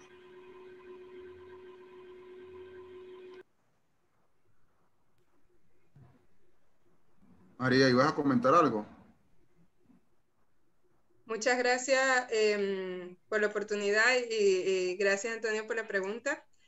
Es una pregunta que realmente trae muchos desafíos, y yo creo que después de recorrer un poco con la experiencia que tengo ahora, me he dado cuenta que las instituciones o los organismos, para no confundir las terminologías, los organismos públicos como tal, ante desafíos que son globales y complejos, se están quedando cortos ante demandas que son sociales, ante demandas que son de diferentes aristas. Es lo que estamos hablando acá, como esta contradicción que hay entre el uso del petróleo y también la conservación de los recursos naturales. En Chile está la minería, las aguas, en Guatemala está el tema de los bosques con el tema de la agricultura. Entonces creo que son problemas que están dando mucho más allá y donde la gente está solicitando mayores demandas, y de allí es donde viene este acuerdo de Escazú, que se necesita la participación de los diversos involucrados para poder responder ante estos problemas complejos. Porque entonces aquí viene una cosa que he estado como tratando de investigar también un poco más. Y es que yo creo que la forma de abordar los problemas ambientales tiene que haber un cambio de paradigma, un cambio en el pensar, en el accionar de las personas, que vaya más allá de que yo utilizo recursos a modo de la conveniencia que tengamos, y eso por lo menos los tomadores de decisiones o las demandas sociales, ¿cómo lo van a hacer? ¿Sí? Lo pongo en el tema del caso de los pueblos indígenas. ¿Cómo hacen los pueblos indígenas entonces para vivir cuando se les está presionando, por lo menos en las forestales en Chile? cuando se les está presionando y hay un conflicto entre el pueblo mapuche y la empresa y el sector privado.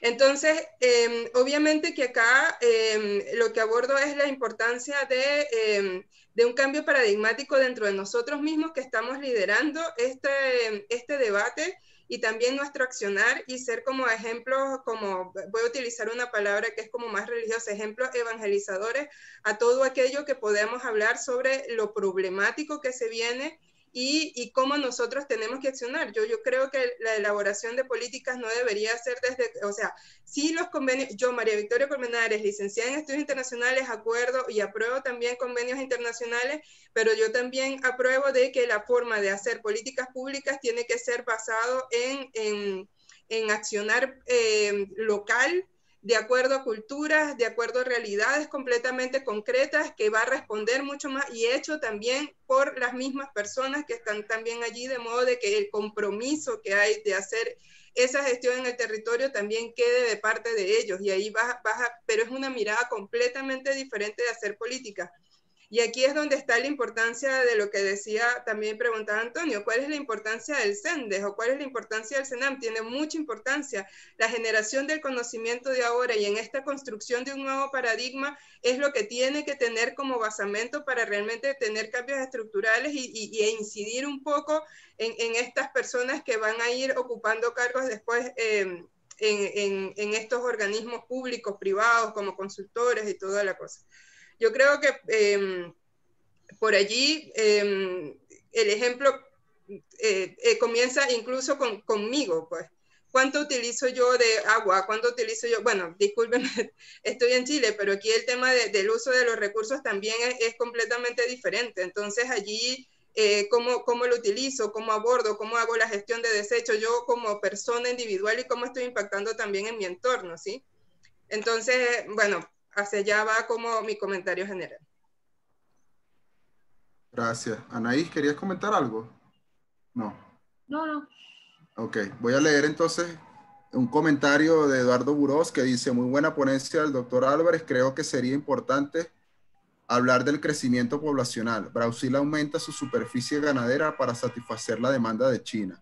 Otro tema, con materiales sostenemos la civilización. Prácticamente todos están cuestionados. También Pedro García comenta: la participación de la sociedad civil no ha sido lo suficientemente clara, organizada y continua para defender el ambiente y nuestro patrimonio natural. Creo que es un aspecto en el cual falta mucho camino por recorrer y hasta el presente no han habido estrategias ni lineamientos claros para la participación ciudadana. Creo que la educación ambiental no ha sido exitosa en este aspecto. Son más que todo comentarios, y Juan Carlos Sánchez nos está pidiendo la palabra. Yo sí quiero decir algo. Ok. Preguntar algo. Aló, un momento, me perdona un momento que interrumpa. El doctor Arnoldo Gabaldón está pidiendo la palabra hace tiempo con la manito, por favor. Ok, no lo había visto. No es. Adelante, doctor Gabaldón. Ahí está. Muchas gracias y muy buenos días a todos. Lo primero comentario que quiero formular es que me ha llamado la atención la poca asistencia que ha tenido este foro. Este foro, como se desprende de las exposiciones y especialmente de la magnífica exposición de Alejandro Álvarez Iragorri, es un foro que trata sobre un problema fundamental para el futuro del país. Y he visto en este mismo en este mismo contexto, pues, unos foros con una asistencia mucho mayor. El que fue a examinar los daños que estamos produciendo en la región de Guayana tuvo una afluencia mucho mayor, lo que quiere decir que la destrucción atrae más que la construcción de institucionalidad. Lo segundo que deseo comentar es que hemos oído una exposición estupenda de Alejandro Álvarez Iragorri, que no debería limitarse a la audiencia ambientalista, sino que sería muy importante llevarla al contexto de la dirigencia política, de la dirigencia empresarial, de la dirigencia académica, religiosa, etc. Él ha planteado que tenemos un país absolutamente diferente al que tuvimos en el pasado. Un país caracterizado por las encuestas de Encovi como uno en que estamos en un nivel de miseria esparcida en todo el país, que es difícil percibir cómo un país pudo ser destruido hasta el nivel en que ha ocurrido, sin hablar de la destrucción institucional. Y que ese país, para que se reconstruya, tiene que hacerse sobre bases totalmente distintas.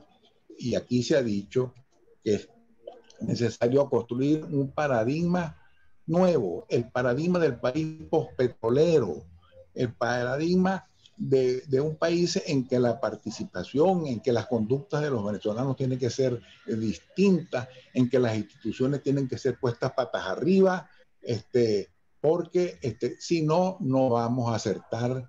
Y podemos, como dijo en una entrevista hace pocas semanas, pudieran pasarse 100 años Venezuela dando tumbos sin encontrar un destino que valiese la pena en el contexto del planeta Tierra. Por eso es muy importante pensar, y este ejercicio apunta en esa dirección, ¿qué vamos a hacer después de un cambio político en Venezuela? Porque la gente tiene concentrada en este momento, debido a la tragedia que estamos sufriendo, en el cambio, en que se produzca el cambio político. Pero a veces no le dedicamos la misma atención a lo que vamos a hacer. En el Grupo Orinoco hicimos un pronunciamiento hace unas semanas atrás que llamamos Más allá del cambio político. Y con eso lo que quisimos fue indicarle al país que había necesidad de pensar en un modelo distinto, en unas alianzas diferentes, en unos comportamientos humanos diferentes a los del pasado. Bueno, creo que esa es una de las síntesis que debemos llevarnos de este. Alejandro plantea muy bien que este es un tema inconcluso, es un tema que tenemos que construirlo y que cada vez están surgiendo nuevos elementos. De manera que yo quiero, en nombre del Grupo Orinoco, invitar a Alejandro a que nos haga una presentación, porque me parece que su enfoque es el enfoque apropiado para la situación dramática que está viviendo Venezuela actualmente. Muchas gracias.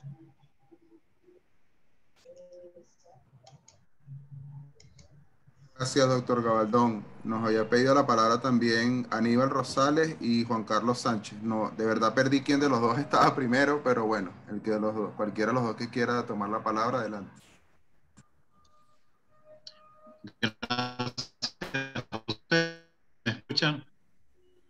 Te escuchamos ahora. Sí, ahora te escuchamos, Juan Carlos. Gracias. Bueno, un cordial saludo a todos los amigos que están conectados. La verdad es que las presentaciones han estado estupendas. Felicitaciones. Creo que las opiniones que se han vertido están muy bien alineadas con el trabajo que venimos haciendo en la Fundación, lo cual me complace muchísimo. Yo tengo un comentario y una pregunta que de verdad surge de escucharles, ¿no? Y la verdad es que no es fácil lo que voy a formular, pero voy a tratar de resumirlo de la manera siguiente. Pareciera que no concibimos al país como nuestro, como que no fuera nuestro, ¿no? Que no lo tenemos en cuenta lo que es nuestro. Cuando es nuestro individualmente, ahí sí nos interesa, pero cuando se trata de un nuestro colectivo, entonces, cuando tiene obligaciones colectivas, entonces estamos menos dispuestos a interesarnos, ¿no? Estamos menos dispuestos a trabajar juntos, ¿no? Y yo creo que ese es el gran impedimento que tenemos para cualquier gestión ambiental. esa especie de incapacidad para trabajar juntos, ¿no? Y quizás pues esto esté vinculado con la obsolescencia que ya se está observando en nuestro sistema educativo. Y yo quisiera saber qué opinan los expositores del día de hoy sobre este aspecto, ¿no? Tanto sobre esa naturaleza que pareciera que está en los genes del venezolano, de esa indisposición a trabajar colectivamente, y de dónde viene. Yo sé que es una pregunta difícil, pero me gustaría escuchar la opinión de los expositores. Muchas gracias. Muchas gracias, Juan Carlos. Bueno, tomemos la de Aníbal y después una respuesta de cierre de los tres ponentes para ir finalizando. Aníbal, ¿estás? Ajá. Sí, bueno. Adelante. Muchas gracias. Me uno a las opiniones de los anteriores expositores. Me han parecido las tres ponencias excelentes y creo que contribuyen al esfuerzo de la FES en este problema ambiental que está embarcado. En primer lugar, lo que quería era recordar, en el Grupo Orinoco hemos trabajado el problema de la institucionalidad. Ha sido un tema importante dentro de nuestra agenda de trabajo y lo ha señalado el doctor Gabaldón en su intervención previa, pero incluso tenemos una pequeña obra sobre institucionalidad que se llama Hacia una nueva institucionalidad ambiental en Venezuela, que noto que no se refiere en ninguna de las exposiciones. Esto tiene 3 años publicado y hay buenas ideas. No creo que se ha acabado el problema institucional en este documento, pero hay buenas ideas para discusión. Muchas de las ideas que está planteando Alejandro Álvarez en su exposición están también consideradas, por lo menos en este trabajo. Simplemente una cosa de tipo recordatorio. Está también en la página web del Grupo Orinoco en full, completo. Está en la página web. Yo quería referirme a un punto que lo han mencionado, que se ha mencionado en las exposiciones, el problema de las instituciones y los organismos. En Venezuela el aspecto de los organismos está muy compenetrado, muy fusionado con el de instituciones. Y yo creo que eso es correcto. Obviamente que distingo la amplitud del término instituciones en muchos de los aspectos que ha mencionado María Colmenares y Alejandro Álvarez, pero muchos de la institución ha sido generada por los organismos en Venezuela. El Ministerio del Ambiente, desde su creación, creó cultura ambiental, creó normativa ambiental como ningún otro país, y ha sido el organismo diseñado con las ideas del momento y con las ideas que se tengan a la hora de la reconstrucción ambiental en Venezuela. El organismo es muy importante.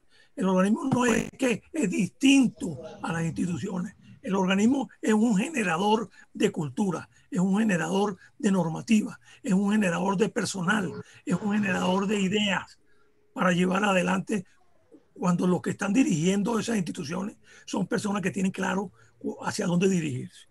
Entonces, el problema del organismo me lleva a mí a pensar qué vamos a hacer a la hora de un cambio político en el país, un cambio político institucional. ¿Qué vamos a hacer el primer día con la gestión ambiental? ¿Qué la vamos a hacer? Tenemos que tener un organismo, hay que crear un organismo, hay que ir pensando ya en una organización que refleje la nueva realidad del país, que refleje el que ya no somos este país rico, que tenemos todo el dinero, que ya tenemos que incursionar en el financiamiento internacional, como dice Alejandro, como ha hecho Cuba, como ha hecho Bolivia, como ha hecho Nicaragua. Entonces, el organismo es una cosa importante. Hay que echar mano de la nueva realidad para crear ese organismo, para discutir ese organismo, pero no le tengamos miedo al organismo. Venezuela es un país que en su cultura los organismos forman parte de la cultura. Ok, gracias. Muchas gracias, Aníbal. Le doy la palabra a los ponentes y por aquí recuerdo que Eduardo Burós hizo un comentario sobre el tema poblacional, ciudadanía y gestión ambiental. A ver si pueden hacer un comentario sobre eso. Adelante. No sé si Alejandro está por ahí todavía. Está acá, pero tiene su micrófono muteado. Ajá, yo estoy por acá, pero estoy esperando si María o Hildebrando pueden dar sus comentarios. Ok. Está bien, voy a, como dicen en popular, me voy a lanzar yo. Vamos a ir como por parte. Es súper interesante la pregunta que hace Juan Carlos, en dónde está esa Venezuela colectiva y que hablamos como una Venezuela externa. Y es súper interesante porque más allá que una Venezuela, lo que yo me he estado preguntando, y aquí hablo desde mi visión personal y mi postura personal, ¿por qué hablamos del planeta Tierra o donde yo estoy como algo externo? Y no como algo donde, no como hacen, o sea, lo que pasa, discúlpeme, pero es que he estado mucho con pueblos indígenas y la cosmovisión que se tiene de interconectividad también con el planeta y el vínculo que se tiene como con todo su entorno, es una cosa que va a integrar y que es sistémica y que de verdad ese cambio de paradigma de que esta es mi madre, es la que yo tengo que proteger, es así como mi trato, cómo tenemos el trato hacia nuestras madres, es algo que yo puedo tener también como con toda mi armonía, también con todo mi entorno de cómo me vinculo. Y de allí, con ese pensamiento de que este es mi familia, que también tengo que querer o tener el vínculo como tal, es que me voy a relacionar o me voy a vincular con eso. Entonces, claro, obviamente que al tener esa concepción se elaboran propuestas diferentes, se tienen accionarios diferentes y se tienen una manera de gestionar diferente. Y aquí viene un elemento bien interesante, que es el tema de la solidaridad y que se está hablando, sí, que ahora estamos como muy decepcionados de todo lo que está pasando, pero también la pandemia nos ha dado ciertas lecciones de solidaridad y nos ha dado como esta forma de cómo apoyarnos entre personas para también combatir un problema en común, ¿sí? Eso no solamente lo vemos en el caso de Venezuela, lo vemos en varias partes del mundo. Entonces, como regresar a esas raíces, alguien mencionaba acá, en otra parte me mencionaban que muchas veces tenemos que regresar a nuestras raíces como niños y libros abiertos en la forma de cómo nos vinculamos, y yo creo que esa nueva Venezuela, porque estamos hablando de una nueva Venezuela y también podemos hablar de una nueva realidad mundial en realidad que se está viviendo. El COVID marca, para María Victoria Colmenares, marca un hito importante dentro de nuestra historia que estamos viviendo en este momento. Marca también, nos dice y nos sienta todo de que no hay fronteras para tener problemas graves en el mundo. No tenemos tampoco todo el dinero suficiente para combatir a una pandemia, ¿sí? Porque para ahí está todo, los muertos que ha habido en países desarrollados y en desarrollo. Entonces, si no tenemos nada de eso, nos vuelve otra vez a replantearnos qué estamos haciendo y cómo lo vamos a hacer, cómo vamos a afrontar esto. Y sí, estoy súper de acuerdo con el último participante que decía que los organismos son importantes. Sí, sí son importantes y son el reflejo de esta institucionalidad informal que yo les hablaba al principio de la presentación que les hacía. Son importantes, pero también como son el reflejo de la institucionalidad informal, ¿qué estamos haciendo ahora entonces? ¿Cómo nosotros vamos a formar esto? ¿Qué estamos nosotros haciendo esto? ¿Cómo nosotros involucramos a la sociedad también para hacer ese cambio? ¿Cómo vamos a afrontar? Porque tenemos hay este escenario que hablan mucho los pensadores actuales como nosotros que estamos aquí preocupados por un tema de nuestro entorno. Pero también se viene este contexto, recesión económica. Los países tienen que responder hacia una crisis económica que se viene, hacia un hambre, hacia desigualdades sociales mucho más grandes. Por lo menos acá en Chile ya ha comenzado de nuevo las manifestaciones sociales. Entonces, se viene todo un contexto que está bien complejo y que necesita y amerita otra forma de accionar. Y esa forma de accionar son los que estamos acá, que estamos pendientes de eso. ¿Y cuál es la propuesta? Mi propuesta es cambiar de paradigma y ser nosotros agentes de cambio. Y bueno, pero es algo como idealista y es algo que poco a poco se tiene que ir concretando a través de bases sólidas de creación de conocimiento, de creación de nuevos patrones, de creación de nuevas visiones. Eso, voy a decir, creo que me estoy extendiendo mucho para los demás compañeros.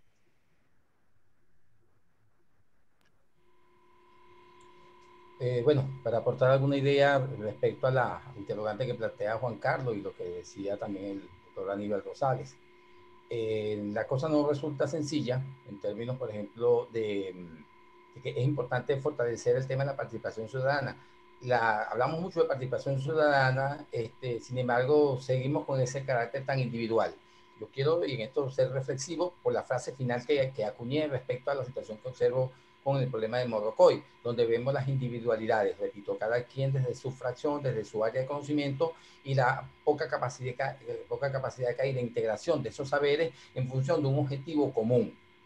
En ese sentido, es importante avanzar, ¿verdad?, en lo que significa la colectivización de los procesos judiciales. ¿Okay? Hay importantes avances en otros países, en América Latina, incluso en Norteamérica, sobre acciones colectivas a favor del ambiente, ¿no?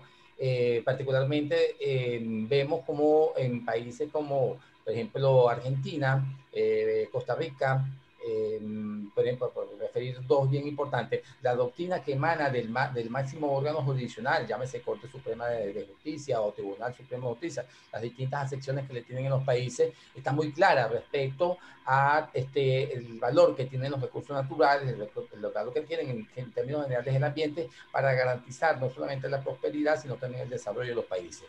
Eso aquí en Venezuela evidentemente se perdió, ¿okay? Basta solamente ver los problemas que ya Alejandro pues ha reflejado de manera muy explícita, en buena parte bien conocidos. Sin embargo, yo que estoy en la provincia, que estoy aquí en Barquisimeto, veo que, por ejemplo, aquí no se habla del arco minero, y eso tiene una lógica. O sea, la gente de Lara está preocupada por sus problemas de Lara.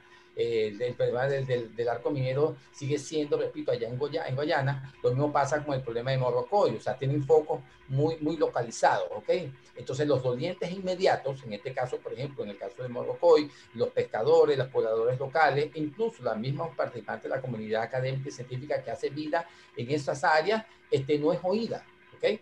Y no tiene mecanismos, formas de interactuar, no tiene formas de insertarse, digamos, dentro de lo que implica la administración de justicia.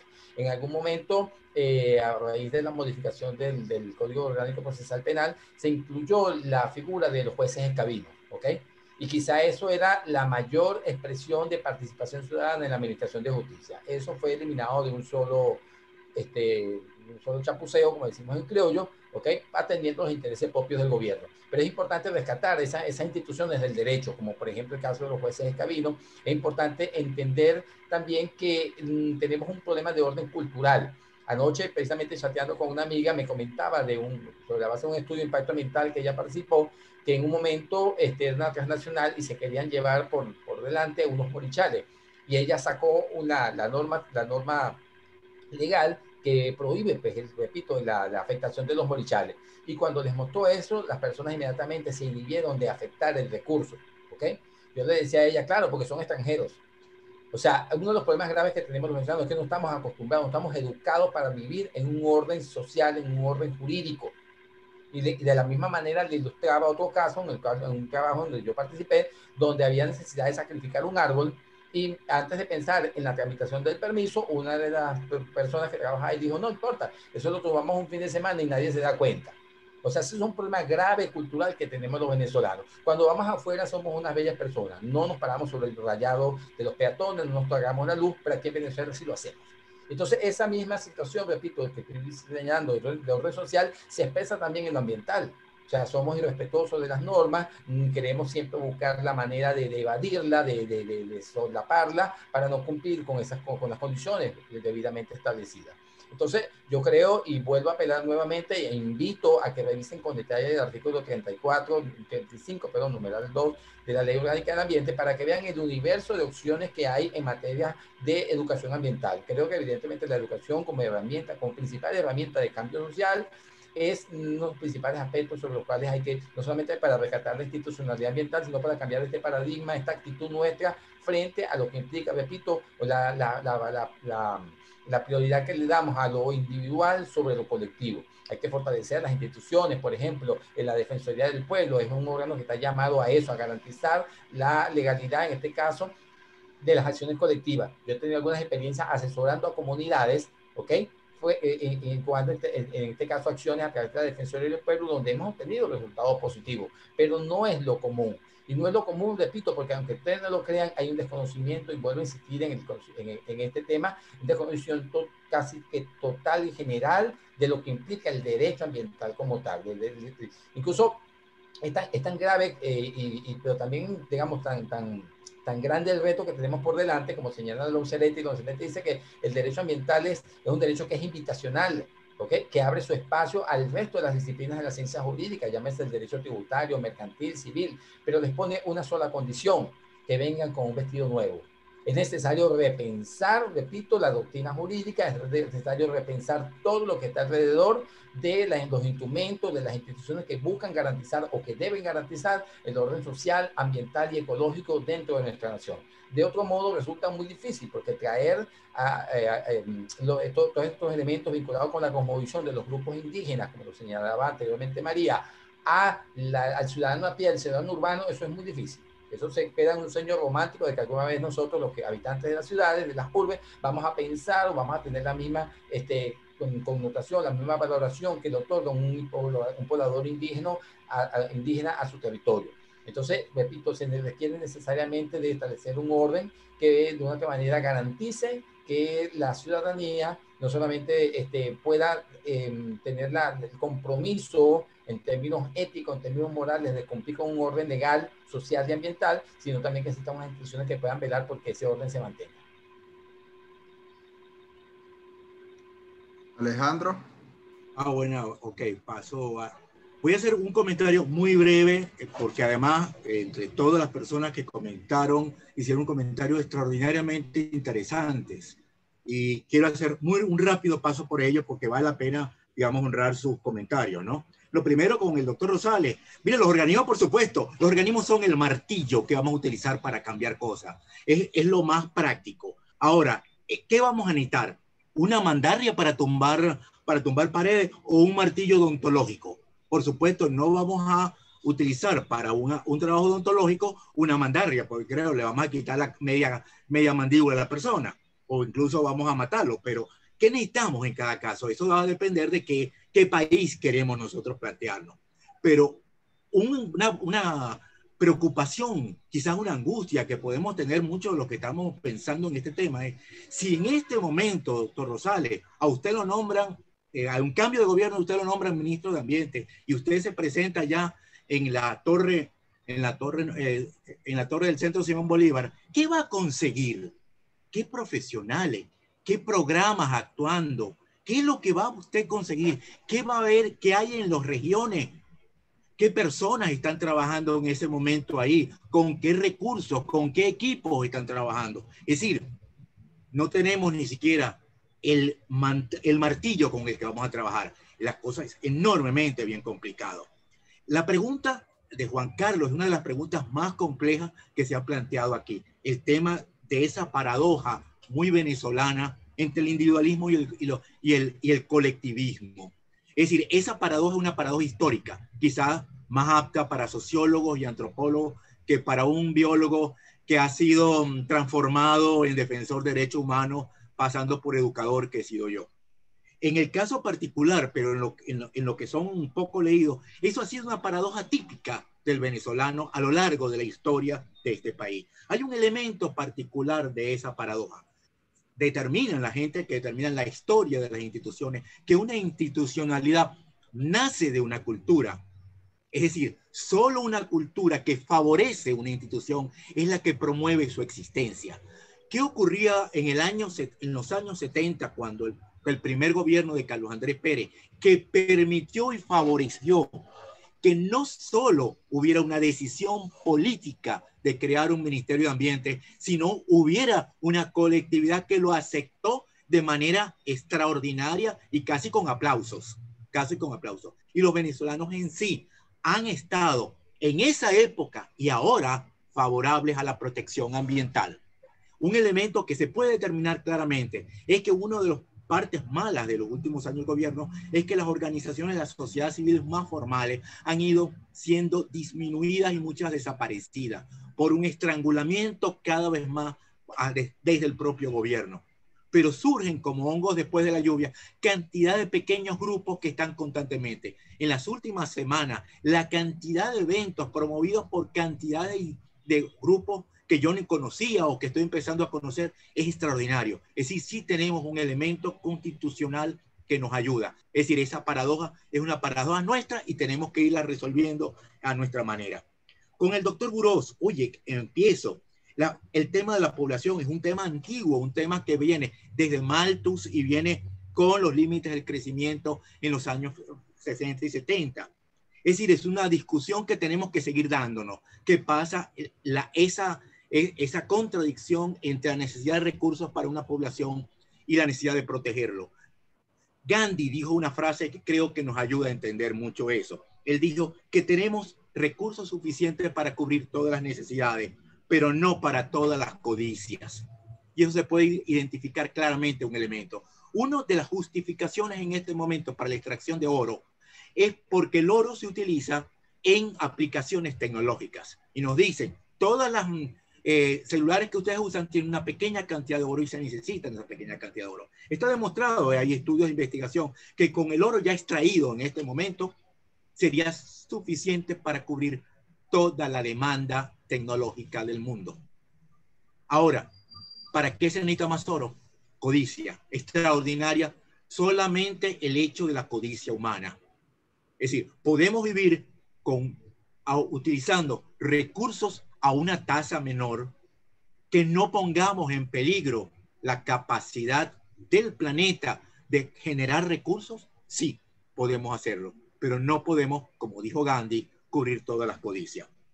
El tema de la ciudad es extraordinariamente importante, doctor Burós, y eso la semana pasada, el viernes pasado, usted participó y fue parte de eso, de un extraordinario evento en el cual estuvieron la Academia de Ingeniería y Hábitat, la Universidad Católica Andrés Bello y otras organizaciones pensando en la gestión urbana. Es decir, sin gestión urbana no hay gestión general, porque tenemos cada vez más un país donde vive más gente en las ciudades. Es decir, esto es parte integral de las cosas que tenemos que discutir. Y vimos en ese momento que hay elementos importantísimos que ya están disponibles que podemos utilizar. Es decir, ahí son muy esperanzados.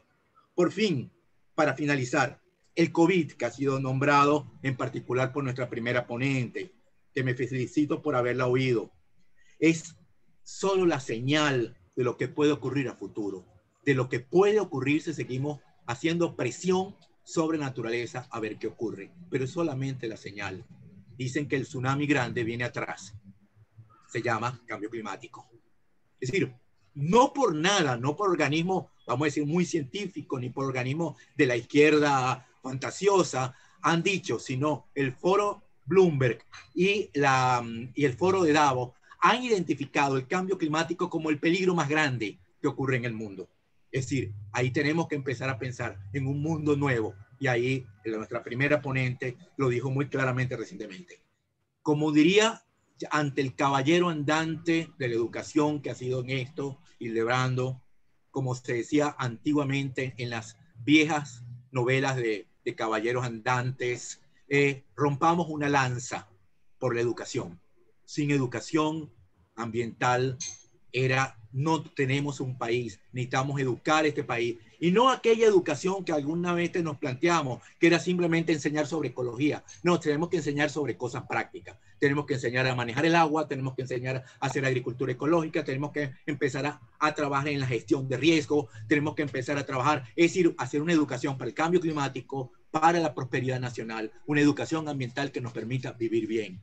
Así como alguien dijo que la mejor definición que había oído de algo era la mejor definición que yo he oído hablar de educación ambiental en mi vida es la educación para vivir bien. Porque no podemos vivir bien sin un ambiente sano. Muchísimas gracias. Lo último quiero decir, algunas personas han preguntado si hay disponibilidad de la ponencia. Si el ILDIS o CELA tiene disponible, no hay ningún problema en que puedan disponer de ella.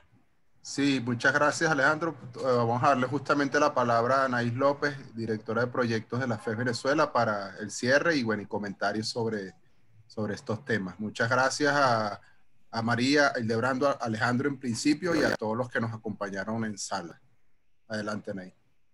Sí, muchísimas gracias a ti, José. Ha sido un extraordinario panel. Nosotras estamos más que complacidas y, bueno, haciendo como mucho la reflexión de que en efecto debemos hacer el ejercicio de incorporar a otras voces, además de las que ya estamos convencidas de que la transformación social y ambiental es necesaria. Profe Gabaldón, hay poca gente en la sala porque un poco el criterio que hemos definido para estas sesiones es invitar como a un grupo de gente vinculada al tema y a la materia, pero hemos estado transmitiendo en vivo a través de nuestras redes en Facebook y en YouTube, y lo que hemos aprendido estos meses es que tiene un buen alcance, es decir, luego se reproduce y bueno, en esta dinámica en la que estamos ahora, creemos que eso es un valor, así que, bueno, en principio eso ha sido como un criterio, mantener un grupo pequeño, relativamente pequeño en la sala, pero transmitir la sesión en vivo en adelante.